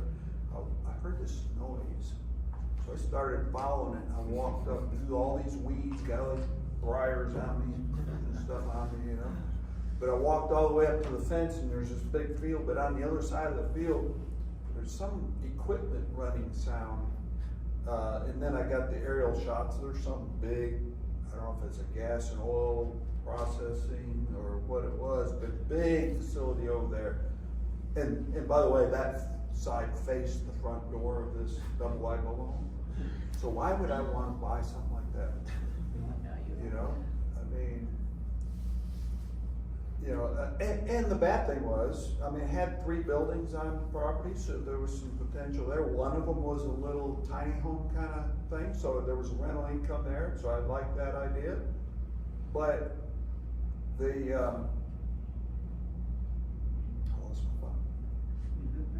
By the way, I claim it's the drugs I'm on that causes me to say funny things or forget things. Paul knows I wish I had that excuse. But it's just, you know, that's just the house he's gonna have. Oh, I know what it was. He paid way too much money. He owed $400,000 on this property. Just bought it in February. It was a 2-year-old home, but he just bought it in February. He's doing a job transfer, and he had a 6.5% interest rate. Now, how hard would that? I can't even rent it. The rental price was less than his mortgage payment. So he's in a pickle. I wish I could help him, but I was gonna do an option. I keep telling you to do options, right? But what's my choice on that? All I can do is sell with owner finance, but do you think I'd have a very good chance of success of a long-term owner finance deal on that property? Because I gotta sell it at 8 or 9% interest, but somebody's gonna go through 4 four-wheel drives in 5 years, you know, get stuck in the ruts. I can't imagine what that driveway was like when it rained. There was a couple of low flood zone areas out there. It was a nasty situation. I bet you whoever sold it to him was so relieved. So. Did he ever drive the property before he bought it? I have no idea. I have no idea. Getting on the point of analysis issues, like you alluded to earlier, is about people being afraid of the debt they're getting into when you're buying a house. If you come across a deal and you're not sure about, team up with somebody, and if you come across a deal and you're just not sure because you just don't want to be destroyed by that debt, then team up with somebody and just say, hey, I'm going to shoot you the numbers. Can you look over for me, please, and let me know? Or if you deal with Ryan, correct me if I'm wrong, but he's lending, or any of the lenders, he's lending on that deal, so he's going to tell you if it's not a good deal. He'll tell you it's not a good deal, you know. Or maybe if it's $150,000 would be a better deal than $170,000, but people will let you know. So just so people don't get too hung up on the debt portion of doing investments. Okay, so what's really stopping you? Give me some ideas. What kind of problems do you have personally? Don't be embarrassed about it. We all have them. By the way, I hate cold calling. So it's not something I do. It's not something I enjoy. So I'm not ashamed to say it. So how about you? What kind of problems you have? What's stopping you from cold calling, or what's stopping you, even if you had a warm lead, somebody that come into your website, you know, or maybe stopping you from making the offer? You've talked to them, you've got information, but what's stopping you from making the offer? No one else is gonna say anything. Like, I'm on easily 30+ wholesaler lists, which means I'm getting probably somewhere around 40 deals in my inbox a day. I just don't have time to go through all of them since. Is that 40 deals or 40 leads? 40 deals from wholesalers. leads? Day. A day. I mean, I have a list, if you ever want it, let me know, I have a list of 40 plus wholesalers here in DFW. But you'll get probably 40 deals a day from these wholesalers, but half of them are crap. That's why I meant, they're not necessarily deals, Yeah, it's yeah. leads. Yeah. And please, if you're dealing with And wholesaler, with your so, wholesaler. you have to have the time to filter through them all, and so that's where I struggle, is Yep. filtering. I need to set up an AI agent. to There are AI agents that can speed do through them for me. I mean, if you're a wholesaler, I won't even look at emails anymore, because if that's all they're doing is blowing them out to 500 people, I'm not working with you. You know, if you have a deal, call me, tell me you have a deal. But I don't everybody's, deal with emails, I just delete them. everybody's got a different approach to that, so. But, you know, for the brand new people that don't have any leads even coming in, getting on other wholesalers' lists, like, you know, the list that Ryan has, may be a place for you to start. You can always unsubscribe from those later. But, you know, Paul's super busy, so he doesn't really have time to look at it. But, you know, if you don't have a lead to even consider, that might be a good place to start. Is get Ryan's list, or just go to their websites from these different wholesalers. Get signed up there for emails on their leads. Even if you're not gonna buy it, run the numbers on it and crack it, see if it sells and what it's sold for versus what you were offering. So Back to the analysis paralysis part, when you receive these leads from these wholesalers, run the numbers on every one of them. Now, do you even need to wait for a lead to come in? Drive a neighborhood, find an ugly house and go run numbers on that. You don't have to wait to get a lead from somebody, go find one. Yeah, here's what I'm doing. I'm starting to become like the man in white self. I'm just driving around, finding a house, taking a picture of it, and Tim can answer it. I'll take a picture, send it, send what I find, like the backyard's a jungle, or there's no shades or roof scams on that. That's what I'm doing right now. What Jeremy's talking about is bird dogging. That's another different aspect of this business. That's what we're gonna talk about. Get you out in the field. Next week at the Lunch and Learn, that's the topic for next Lunch and Learn. What's So the I difference encourage you to between come. bird dogging and wholesaling? Bird dogging is basically I'm trying to create leads, and I'm giving them to Tim, I'm giving them to another person that's going to give them to, and then several other people. They're the ones that are going to actually contact the sellers, because they don't have time to look for sellers and stuff like that. They're going to contact the sellers, try to make the offers, and I'll get a finder's fee, anywhere from $500 to $1,000, depending on the deal and stuff like that. Basically So- per lead. bird dogging, you don't talk to anybody. You just find a house and you have pages like you can talk to a mailman. And then they'll find a house, they'll let you know about a house, and then you give it to a wholesaler. They're the ones who track it down, make the deal, talk to the owner about the pricing and stuff. Okay. So, we're gonna get into more detail at the Lunch and Learn. Can you get in trouble with bird dogging? Could, I mean, it makes Anybody? me mad, but you got it. No, this is a serious question and the answer is serious. Can you get in trouble bird dogging? We can always get in trouble doing. You can get in trouble with anything, right? Yeah. But, You just gotta use your how many words. realtors in the room? None, this is unusual. Yeah. But the point I'm trying to get to is, if you go talk to a realtor, if it looks, sounds, smells, feels like the act of a realtor, it requires a license. Now think about bird dogging. Can you get in trouble? Good. If you go to a seller and say, hey, you interested in selling your house? I have a friend that'll buy it. Can you just get in trouble? If a realtor finds out about what you just did, what if that is a realtor? What if it's a disgruntled realtor that got burned by an investor? You are gonna have some problems. Okay?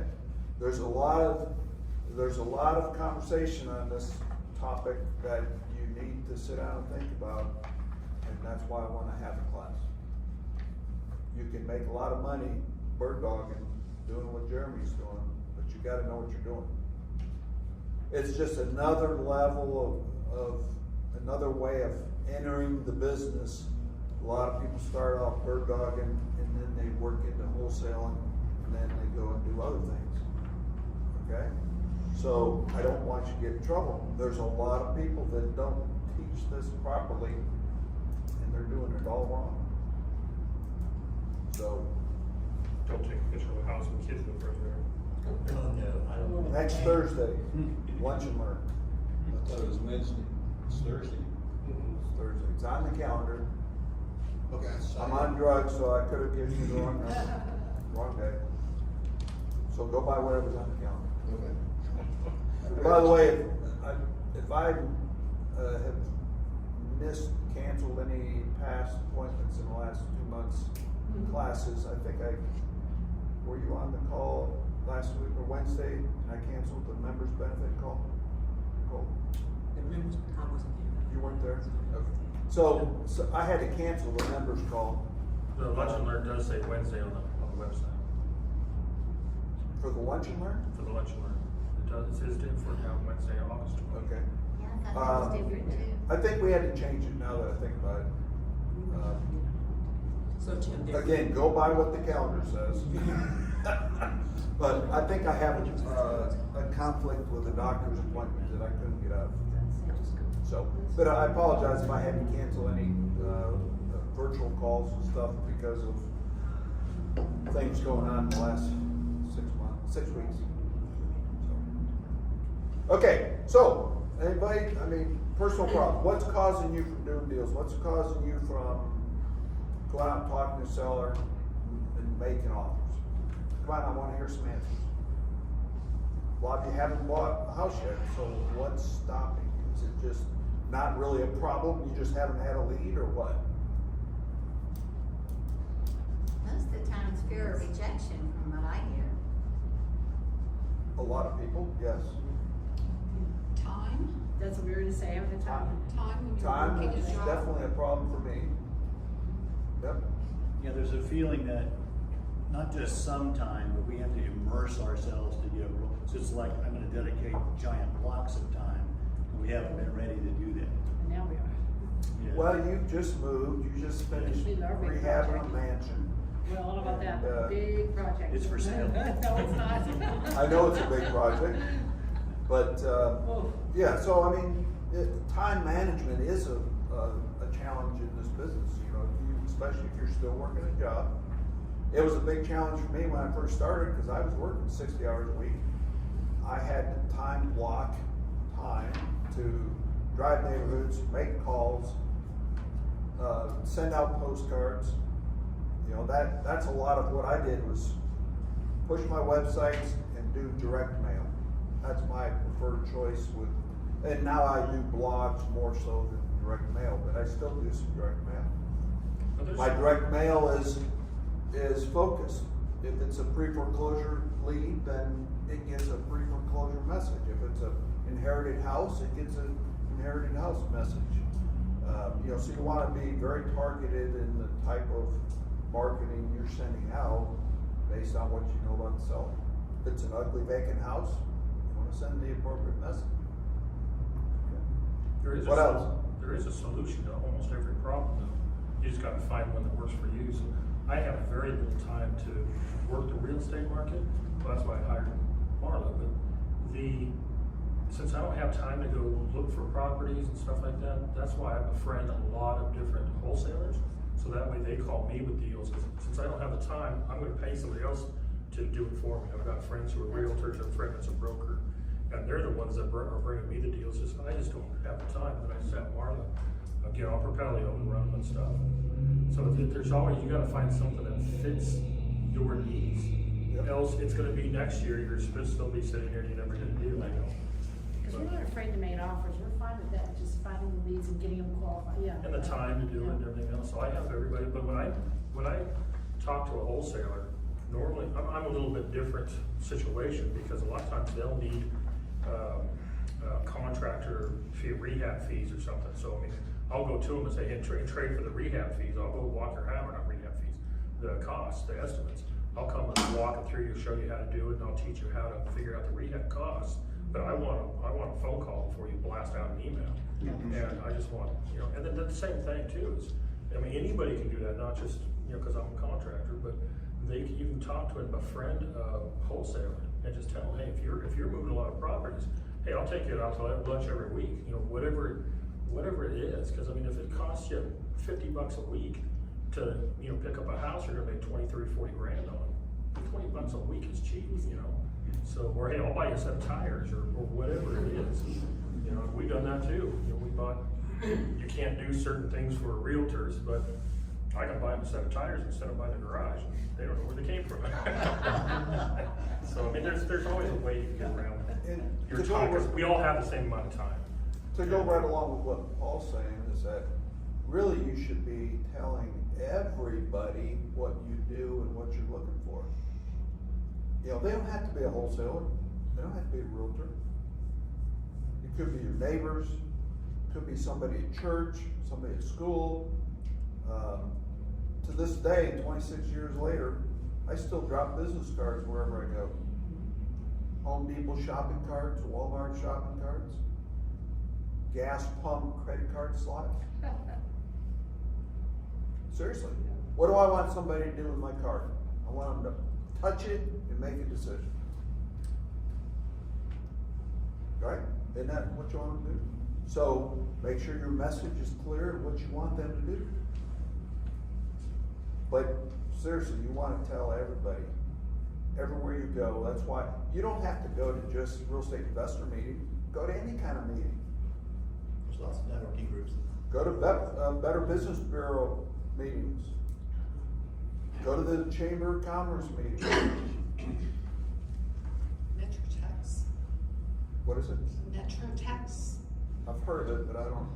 That's the largest association of realtors. It helps improve their knowledge, I guess you could say, of what's going on county by county. So they have CE classes. They also have general interests. Like Plano just recently had a meeting this week given by the mayor of the growth of Plano and how they're doing that despite the fact that there's no land to build on hardly anymore.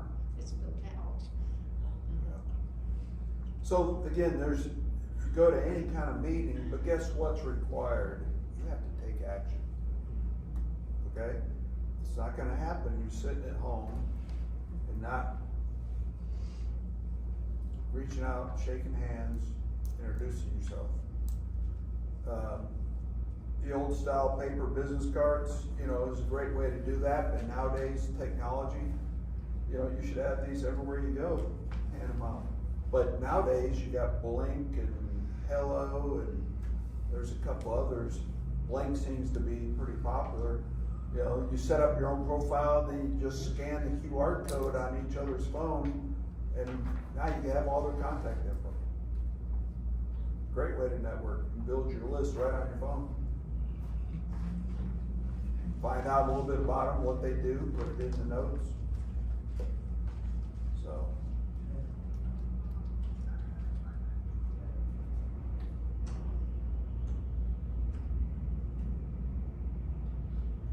How do you get the direct mail lists? Say again? How do you get the direct mail lists if you want to niche down, but let's say just for example, to probate properties, that kind of thing? So, Propelio is one of those list tools. When you subscribe for that $29, you also have access to pulling motivated seller lead lists. You can filter it right down to whatever kind of motivated seller you're after. Probates, pre-foreclosures, vacant houses, owned more than 50 years. Senior citizens, I don't know about if anybody's thought about this, but senior citizens is a great market. It's a much easier market, in my opinion, to work with than trying to talk to someone that's 25 that's in trouble and don't have a clue how to make a decision. Okay? I'm not joking. you know, if they don't know what they want or need and won't make a decision, you're gonna have a difficult time doing that deal. A lot of senior citizens know that the house is wore out, maybe they lost a loved one, or they're both getting pretty bad shape and can't take care of the house. They haven't seen the second story in 5 years because they can't climb the stairs. I'm not joking. This is real stuff. So, you know, I can't make this stuff up. I've seen a little bit of everything. Yes, sir. So I owned and operated a assisted living care home for 5 years in San Diego. And I came across something interesting. So the way it works as an owner is you have placement agents. And so a senior or the family might go to a placement agent and say, hey, we're looking for this type of a care situation, maybe a large facility, maybe small, memory care, things like that. And then the placement agent who knows all the places would then make recommendations, set up appointments at various facilities, and then they get paid by the facility owner. I met one guy, I was always getting inundated, I'm still getting calls. But one guy, he was also himself a real estate agent. And so he knew a lot of times these people were moving out of the house, and he made money as a placement agent and then also in real estate. That would be a good person to befriend. Not everybody is wearing two hats. So that would be something outside of this sphere where you could connect. There's churches that give classes to seniors about how to downsize and stuff. There's homes that do that kind of thing, something similar to what you're talking about. So sometimes you gotta be creative. But you gotta get out there and tell people what to do. If you sit at home and don't tell anybody about anything about what you do, they're never gonna know. I had a friend years ago over in Plano, and we had met at a Ronald Grant event and just connected, you know, and we did several deals over in Collin County, which was a long haul for me, but my truck was all marked up like it still is today. And every time I'd go to Plano, I'd get a call, or it seemed like it was frequent. And he'd always say, well, you can't come over here no more, you know? And I said, I can't help it. You know, he didn't have anything on his truck. And we were talking about that quite frequently. And he wouldn't mark up his shirt, he wouldn't wear shirts that had his company name or We Buy Houses or anything. And I said, Daddy, how come you don't, you know, hand out business cards in your church? He's very big in his church. Huge, huge church. And he wouldn't mark up his vehicle, and I said, you're missing such a big opportunity. He says, I don't want people to feel like I'm taking advantage of them. And I said, think about what you just said. The person sitting next to you in the church pew has a problem, and you can fix it, but he don't know you can fix it. Wouldn't you rather him work with you as a friend and not rip him off? Or would you rather have him go out to find somebody that could rip him off? You know, it just, the logic just didn't make any sense to me. And, you know, I never did change his mind. Unfortunately, back in those days, in the early 2000s, there was a lot of tools that claimed to have true MLS data. And he went and bought a house based off that data, borrowed private money from somebody that him and I both knew, rehabbed this house and over-rehabbed it because the comps data, which was bogus, said he could sell it at this number, put way too much money in it and could never sell it. Defaulted on the private money note, had to file bankruptcy. And how's that related to not marking up his shirts and truck and stuff? It may not have made a difference, but it may have. It may have given him enough business that he could have still survived that and be able to pay that back. But he's completely out of the business today. It was a shame because he was such a great guy and really good at the business. So Anyhow, so we're way behind here. Anything else on what's stopping you? Lack of confidence, waiting for the perfect market, the perfect deal. That's one that I heard a lot in the past. Waiting for that perfect deal. Okay? So building your own deal machine. So what kind of things would you do for building your deal machine? You have to understand how deals happen, how they work. Lead generation, it works. Anybody doing something today that works, that you're having luck with? Direct mail still works for me. Gotta have the right message for the right target. Don't send a pre-foreclosure message to a probate lead. You know, it may not have much effect. Do you have templates? I have so many different formats that I've used over the years. I mean, I just try and be creative, trying different things. But you certainly have to make sure the message is correct for the target that you're going at. Senior citizens, you know, you want to make sure that you focus on that type of person and what kind of things they could be going through. You know, can't navigate the stairs. They can't clean the house. They lost a loved one. The house is too much. They need to downsize for retirement. You know, use those as targets. But make sure you have a call to action. Don't create this nice, pretty postcard. Don't focus on how nice looking it is, and then forget to give them a call to action. What do you want them to do? You got them excited. What do you want them to do? Call you. You want them to call you. You want them to send you an email. You want them to visit your Sell Your House Fast website link. You have to put all that stuff on the card, you know, but you got to be clear on what it is you want.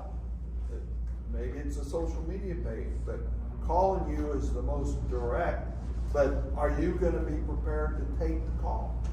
You know, when that phone rings, if you're spending money to drive people to the phone, you better well be figuring out how to take the call or have somebody do it for you. I'm not joking when I say, if you don't answer, they're on to the next one. So if you spent money to make the phone ring, you need to answer or get a VA to answer and have them trained on how to, you know, pre-screen. So just be sure you got it covered. I don't know if there's any secret sauce or anything to get leads other than getting out there and doing something. But we were going to the house we bought 3-4 weeks ago, and then one block over on the corner was a for sale sign. And so I wanted to call them to find out what my competition was going to be or what it is. And then it just wound up that the kids were selling the house because mom just passed away, and we worked a deal, and that's the house we just closed on Wednesday. But there's deals out there, it's just, you gotta do it, but there's no, you know, some people say, well, you know, it used to be yellow letters, or, you know, this is my secret sauce or something. There really isn't any secret sauce. It's just getting out there and doing it. Sometimes this will work, next month, you know, something else might work. It's just finding what you're good at, finding your niche, and just stay in your lane and do what you're good at. Yeah. So you want to do a little bit of everything. Just like an investment of any kind, you want to diversify, because mutual funds may work at one point, stocks may be working the next day. I mean, you want to diversify, and you want to do that same thing with all your marketing in this business. Not everybody's going to respond to an email. A lot of people won't respond to a text. You know, some people might respond to not even read social media. So that might work with young people, but older folks it's not going to. So, or it may not. But you want to diversify and try all these different things. You know, some people are doing text messaging marketing. Some people are doing email, website marketing, blog posts. Direct mail works really well, but you got to be consistent. If you're going to do direct mail, you want to touch them 5, 6, 7 times. Okay? That gets expensive. That does get expensive. So you have to have the budget for it, you gotta plan for it, but don't do, if you get a $5,000 refund from IRS for taxes, don't spend the $5,000 on a one-time mailing, because you might as well just give me the money, and I'll say I told you so, okay? Break it down so that $5,000 can be used over multiple times, so that you can touch them 5, 6, 7 times. You're gonna get much better results by doing that, okay? So, moving on here, you wanna create consistent daily habits. You have to do things every day if you expect results. If you try and just work the business one day a week, well, that's better than none at all, but that's probably not enough to really get you moving if you expect to buy a lot of houses. So set aside time to do a little bit every day. Okay? Tracking leads and follow-up. You don't have to have a CRM tool like I use, but it's best if you can afford it, but you need to have some way to track what you're doing in the results. What do you use for CRM? I use RealFlow. Real RealFlow. Real? REALEFLOW. I will be posting a lunchtime event, doing an overview on that fairly soon, so watch the calendar. I've been on it 16 years, so that should tell you something. It's not a perfect tool, but what they have done recently that makes it really exciting is that they've added AI to it, and they've added MLS comps. It is true MLS comps. So those two features alone make it worth the money. Don't ask me how much it is, because they've changed up all the different options from what they used to have. I hope to have new pricing available soon. So, you want to build momentum through activity. Well, if you're only doing 1 hour a week, that's not a whole lot of momentum. It probably won't generate much result. So you got to figure out what you can do and just do that on a consistent basis. Motivated seller marketing, we've been talking about that. You know, direct mail, out talking to people, driving neighborhoods. That is something we haven't talked a lot about. Paul kind of alluded to it. But driving neighborhoods, looking for signs of distressed properties. Now, can you find a pretty house that may have distressed problems? Could be a seller has the problem. But it could be a nice house with grass this tall, right? Seller could have a problem, maybe it's vacant now. But you can make a lot of money driving neighborhoods. You can be doing direct mail to those vacant houses. You can go in, if you've been working that house for a while and not getting any response, you can go put a for sale by owner sign in the front yard.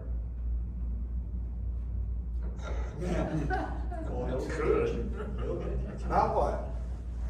What's gonna happen when the phone rings? It's gonna be the owner. You're gonna freak out. Oh, sorry, did I put that in the wrong yard again? I'm sorry. What am I He doesn't know how to put tie that in the shoes. wrong address? I'm sorry. Oh, by the way, is the house for sale? I'm serious. Try it. But, you know, sometimes success requires creativity.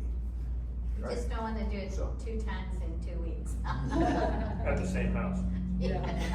But, you know, go knock doors. You find a house that looks really bad, go knock doors on both sides, across the street, over back. See if anybody knows anything about the property or about the seller. Tim, are you allowed to put a note on the door with Sure. a thumbtack? Yep. You are? No. Don't use the thumbtack. I wouldn't use a thumbtack for. Because that destroys your property. Yeah. Marks or paint. You use what? You can do sticky notes. I I have a whole bunch of them.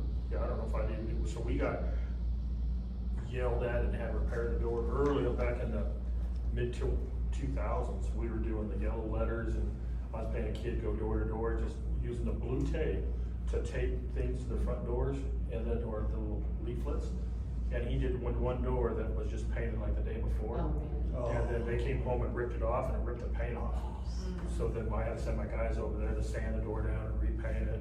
Of course, I had to do that, and do the whole entryway to make people happy, but, and then they referred me to a job next door, but. But you know, the chances of that ever happening is so slim.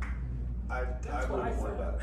I just wouldn't worry about it. That's just me, but I would not worry about it. We switched to rubber bands. So,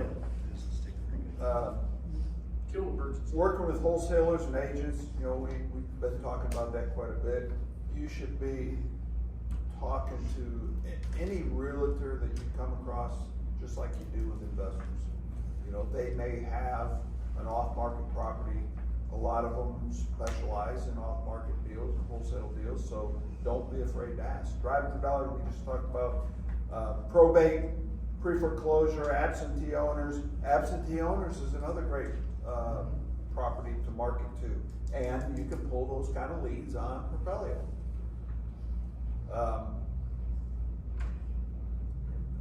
The use of technology and AI to find properties. You know, AI is becoming better and better at it. Trust but verify anything that AI is telling you. But I'm playing with AI now in real flow. I'm playing with it anyhow, just to try and get more comfortable with understanding what it's given me. But it's amazing, some of the stuff. I'm using it for property analysis, you know, and it's telling me it appears that such address was updated in, you know, the 2 years ago and things like that. If it was listed, it's pulling data through MLS to be able to tell you some of those kinds of things. It's pretty amazing, but if you don't start using it, you're not going to be comfortable with it.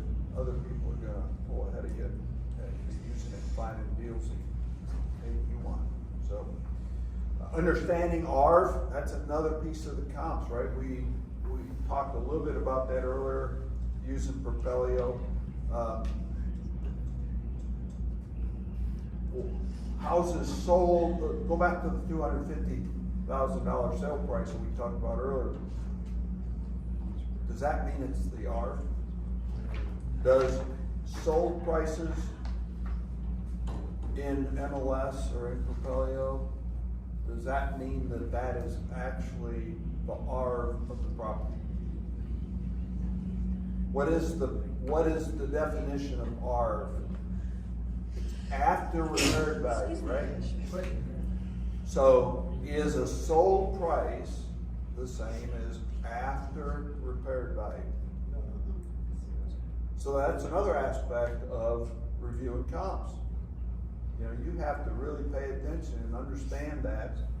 And I would encourage you to go back and look at all the past training that I've done over the years in your past event files, because we talk about that a lot. But you have to understand what the after repaired value is in order for you to make an accurate offer. Repair estimates, we can't get into it today, but you have to understand that. Paul's good at helping you with repair estimation. Our premium website upgrade that we have for the group has a really good repair estimation tool. It's software, just like any other piece of software. Doesn't mean it's 100% accurate, but Paul and I have been comparing it, and it's fairly good. Not necessarily for line item and per line item, but the total estimated repair cost is pretty darn close. So that gives me a little bit more confidence, and that's part of all the training. And what I hope you walk away with today is, you know, gaining more confidence to get out there and start making offers. Okay? If you don't do that, you're not going to start doing deals. Profit calculations. Excuse me. You might say this is stupid when I say this, but I don't pay much attention to profit calculations. I mean, I have a ballpark in my mind, and I know what the ARV is and the repair estimates. So I'm not sitting there focusing on profit calculations. I have an idea what kind of money I'm gonna make. I am not worried about penny by penny, dollar by dollar. I know that I'm gonna make about 20,000 or 50,000 or 100,000, whatever it is. That's just the way I look at it.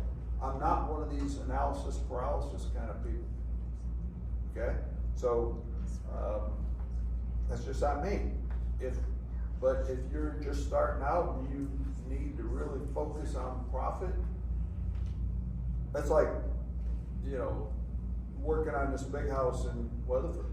I have a lot of money in that house, but I know it's gonna sell for a lot. So I know I'm gonna have a big paycheck, and every dollar I spend is gonna be smaller paycheck. And Paul keeps telling me, well, don't put money in that, I do this, it's cheaper. Don't put blinds in it, because you don't need to. I put blinds in it because I need to. It's just kind of a finished thing for me. And, you know, I want, in this house, it's gonna be a big family. I'm pretty sure that it's not gonna be just a husband and wife type buyer for this house. At a 3,700 square foot, right? They're gonna be tired when they move in. They're gonna wanna go to bed. They don't wanna have to hang blinds or anything on the curtain, on the windows at night. This house, they can move in, close the blinds, go to bed.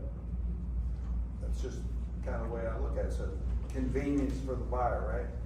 So I'm not worried about making another 30 bucks a window or 40 bucks a window, okay? I spent a lot of money in this house. Paul knows I have. And I know there's things he thinks I should have done, but that's just me. That's what, Door locks, I spent a lot of money on special door locks. but that's what every investor has their little niche that they fit in that kind of makes it special to them and makes them feel good. Like your house is completely different than somebody else. That's why these wholesalers get hung up, like you said, on the numbers. It's not their job to figure out the numbers, just get a general, and then the people who's buying it needs to figure it out. Well, but you usually have people fighting over your houses when you're done. Yeah. Sometimes. I'm not sure I'll have that now. I'm hoping I do. We'll see come Sunday. But yours are always the top notch houses though. Out of all the houses we do, yours is one of the top of the cream of the crop. So let me move on here and try and finish up. Making offers with confidence. Isn't that the goal of today? You know, when you walk out of here, I hope that you have more confidence. But guess what? You gotta get started. And the more you do it, the more confidence you get. Yes, you're gonna be nervous the first time, but I don't want you to commit to something that's gonna cost you money. That's where the option period comes in. And just, if you haven't heard it from me before, the option period, I'm using the Trek contract. I'm not using, you know, a Guru contract, which I did do for many, many years. I use a Trek contract, and you wanna go to the option paragraph, and you wanna put dates in there of, and how many days you want for an option period, and the seller has to agree with you. And then, but it's gonna have an end date for that option period. You must terminate in accordance with the option paragraph. It's gonna tell you what to do to terminate. If you don't terminate, you might have a problem. Okay? So I'm telling you this, you gotta make sure you terminate in accordance with that option paragraph, and then you're safe.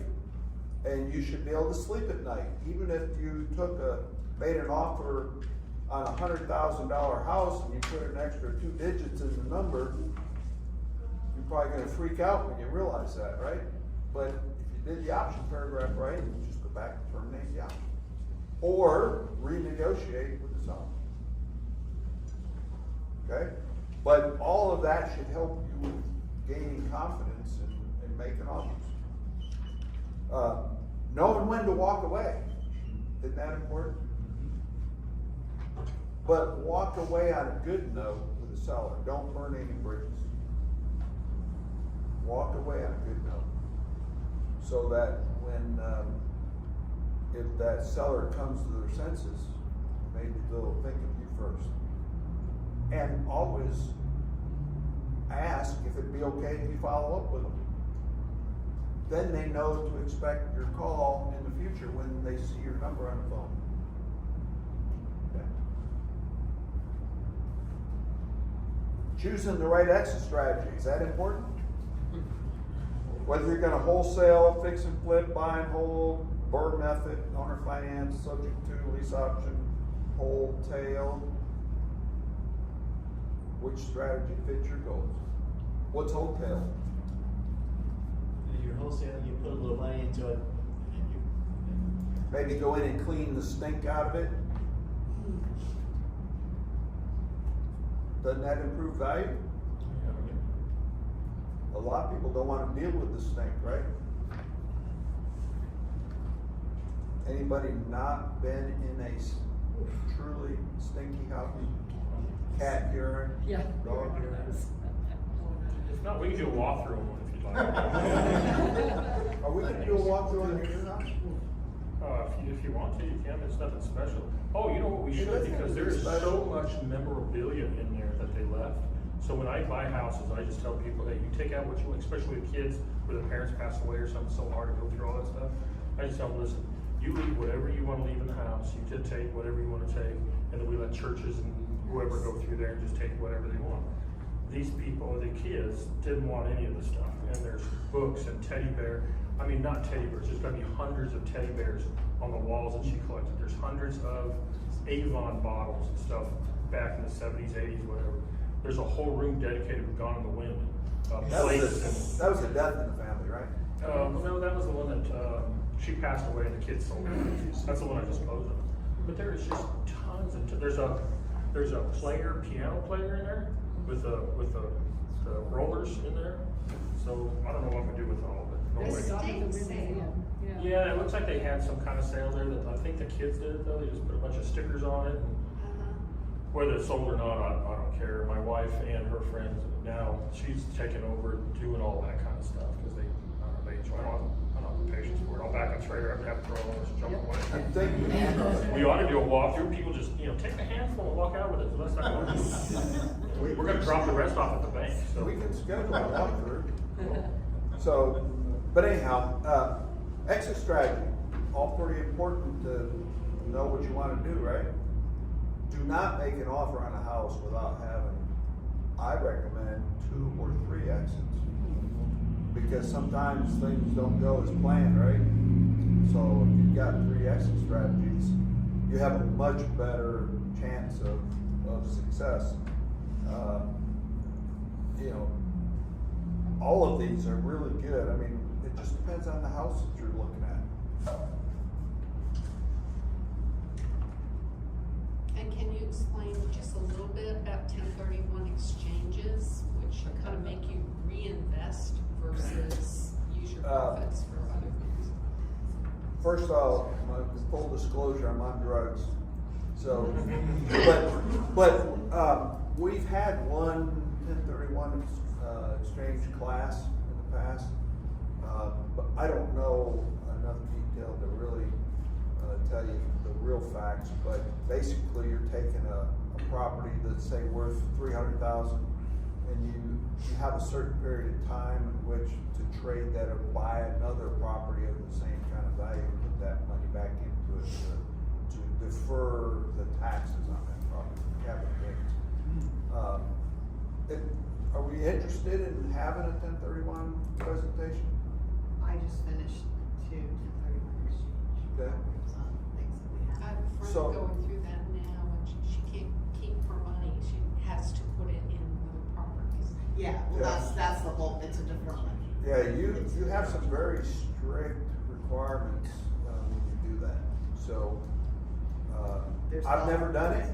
I was thinking about doing it on a property out in Weatherford, but I didn't have enough time to figure it out and be confident that I was gonna be able to do it. But that is a big issue. You have to be ready to close on something within a certain time frame. So. You basically have, when you do, we use an asset preservation, company, and so it's basically like, they are actually, when you do the deal, we sold one of our properties, they actually were the middle person. So it was all in them with, the assignee and whatever, and then they had a period of time to identify another property. And there's a dollar amount, say it's $500,000, have to, that's what you have to, and there's criteria is to an exchange for what type of property to what, like you can't take like a, Can't take a house for an apartment complex. right, exactly, you know, and it's 180 day to finalize and close on it, so you can't do like new build, you know, there's certain things, and there are certain things where you can, that's why you use it, I would only use an asset preservation company to do it, Yeah, because there there's are certain, companies like yeah, that. there's certain rules and things, and it does cost you, but it's, you know, they know the rules and they know how to save you from, because if you don't do it right, you end up with the whole tax bill. So let's get back on track here. We're way late already, so I don't mean to cut you off, but we'll No. work on getting a class set up for that. Okay. If you don't have money, how many people are worried about that? You know, a lot of people say, I can't buy a house, I don't have any money. What do you need money for? You don't. You know, do you have to, are there certain things you have to pay for? Yeah, so, you know, Ryan's got a hard money program and you have to have the closing dollars for it, you know? You can buy buy houses with nothing down, you can own refinance. I've done it. Can you do that kind of strategy every day? Probably not. But it's doable. You can buy, I bought a house that was a year old with nothing down. I paid all the closing costs. I mean, zero down. I had a motivated seller. And that's the key to this, right? Motivated seller. I had what she needed, and that was to sell the house quickly because her husband passed away in that house. She wanted to move back to Kentucky immediately. And at the time, there's a house across the street that had been listed for a long time.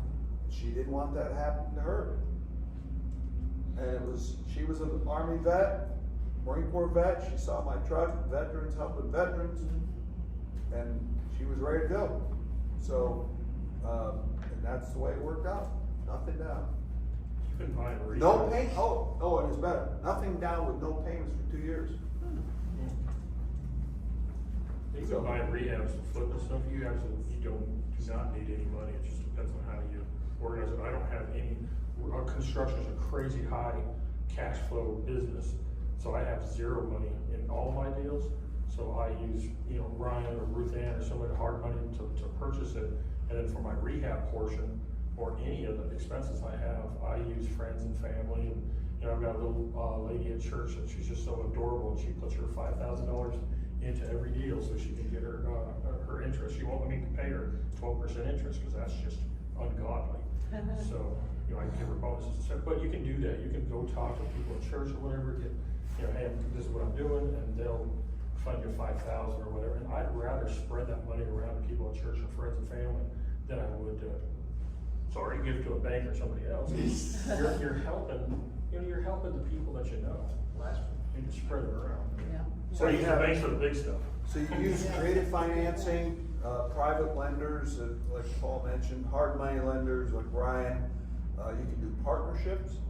You can raise capital, and of course, the one thing you want to do is using other people's money ethically.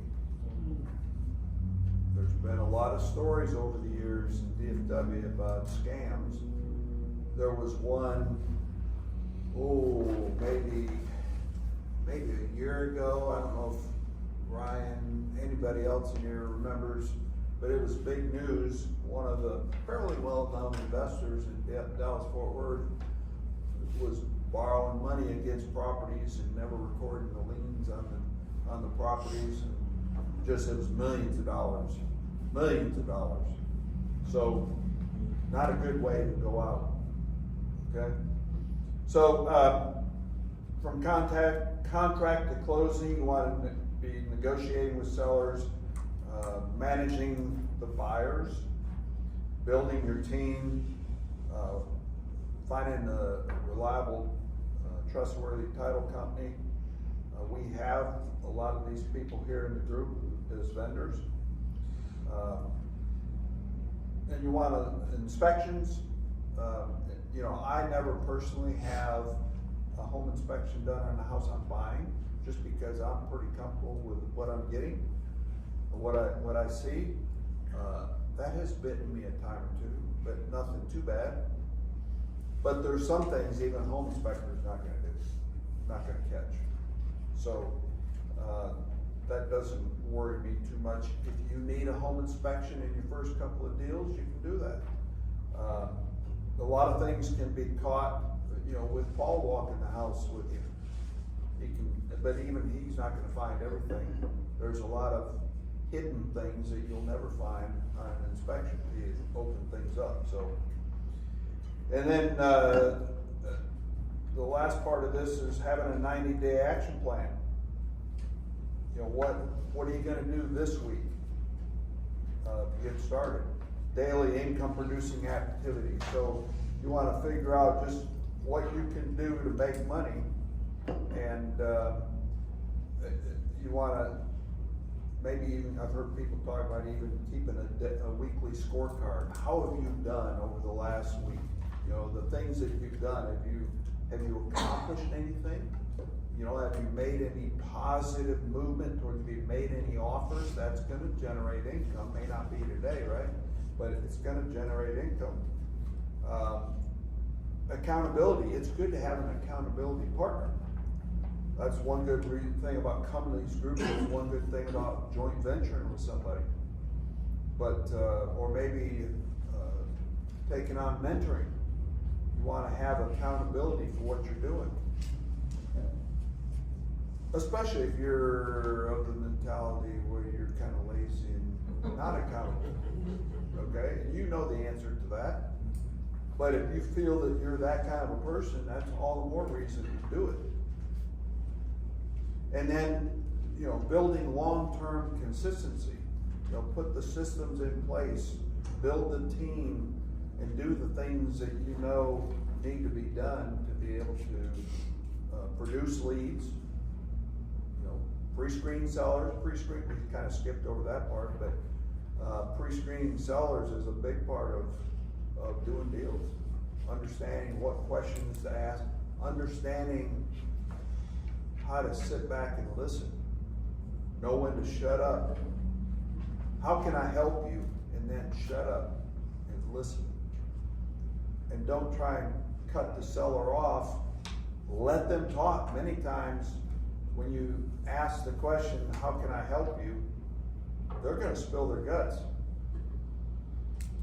And sometimes you're gonna wish they'd stop talking, because they just keep going on and on. Especially you get a hold of a 90-year-old woman that has, you know, her husband passed away, and she hasn't talked to a person in months maybe, you know, kind of confined to the house. She's gonna talk your ear off.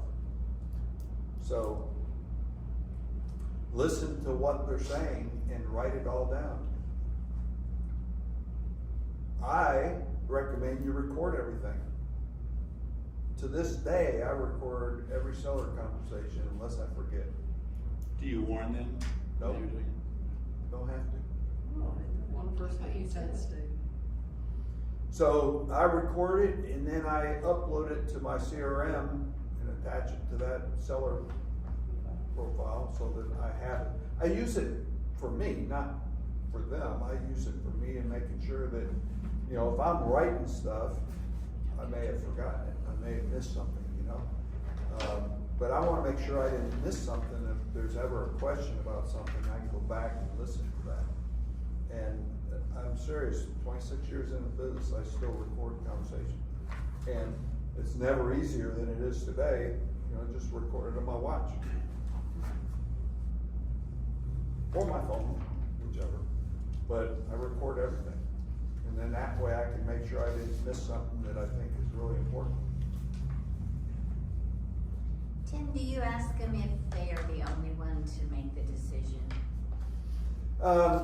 I do sometimes.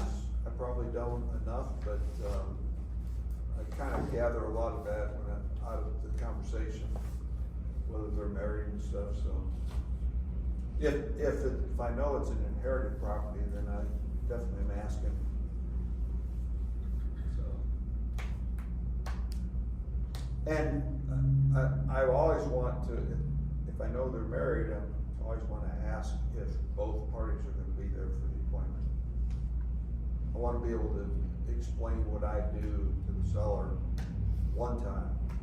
I do not want one of them to try and explain it to the other. It will never come out right. It's easy if it's a cash offer, you know, but, you know, if it's a subject to deal or kind of complicated deal, I wanna explain it to both of them in person. Now, somebody said something about making offers in person or just sending them. Yeah, I asked. Okay. I can tell your preference is to be in person, but. Yeah, I much prefer in person because I can answer the questions on the spot. I don't just randomly send offers. I know a lot of people are doing that now. But what I have been doing is using technology. I do Zoom calls, I record. If it's a creative presentation, a creative offer, I put it in a PowerPoint presentation and I record it on Zoom or ScreenPal. I use ScreenPal for my desktop recording, and I record it. If I can't meet them, like if it's a long distance person, I'll record it and send it to them that way. Sometimes I'll do it in Zoom, but if they can't talk, I'll just send the recording. And I've had some good luck with it because people can back up the recording and replay it. Do you send the contract in DocuSign or do you use a different? I don't use DocuSign. I probably should, but I don't.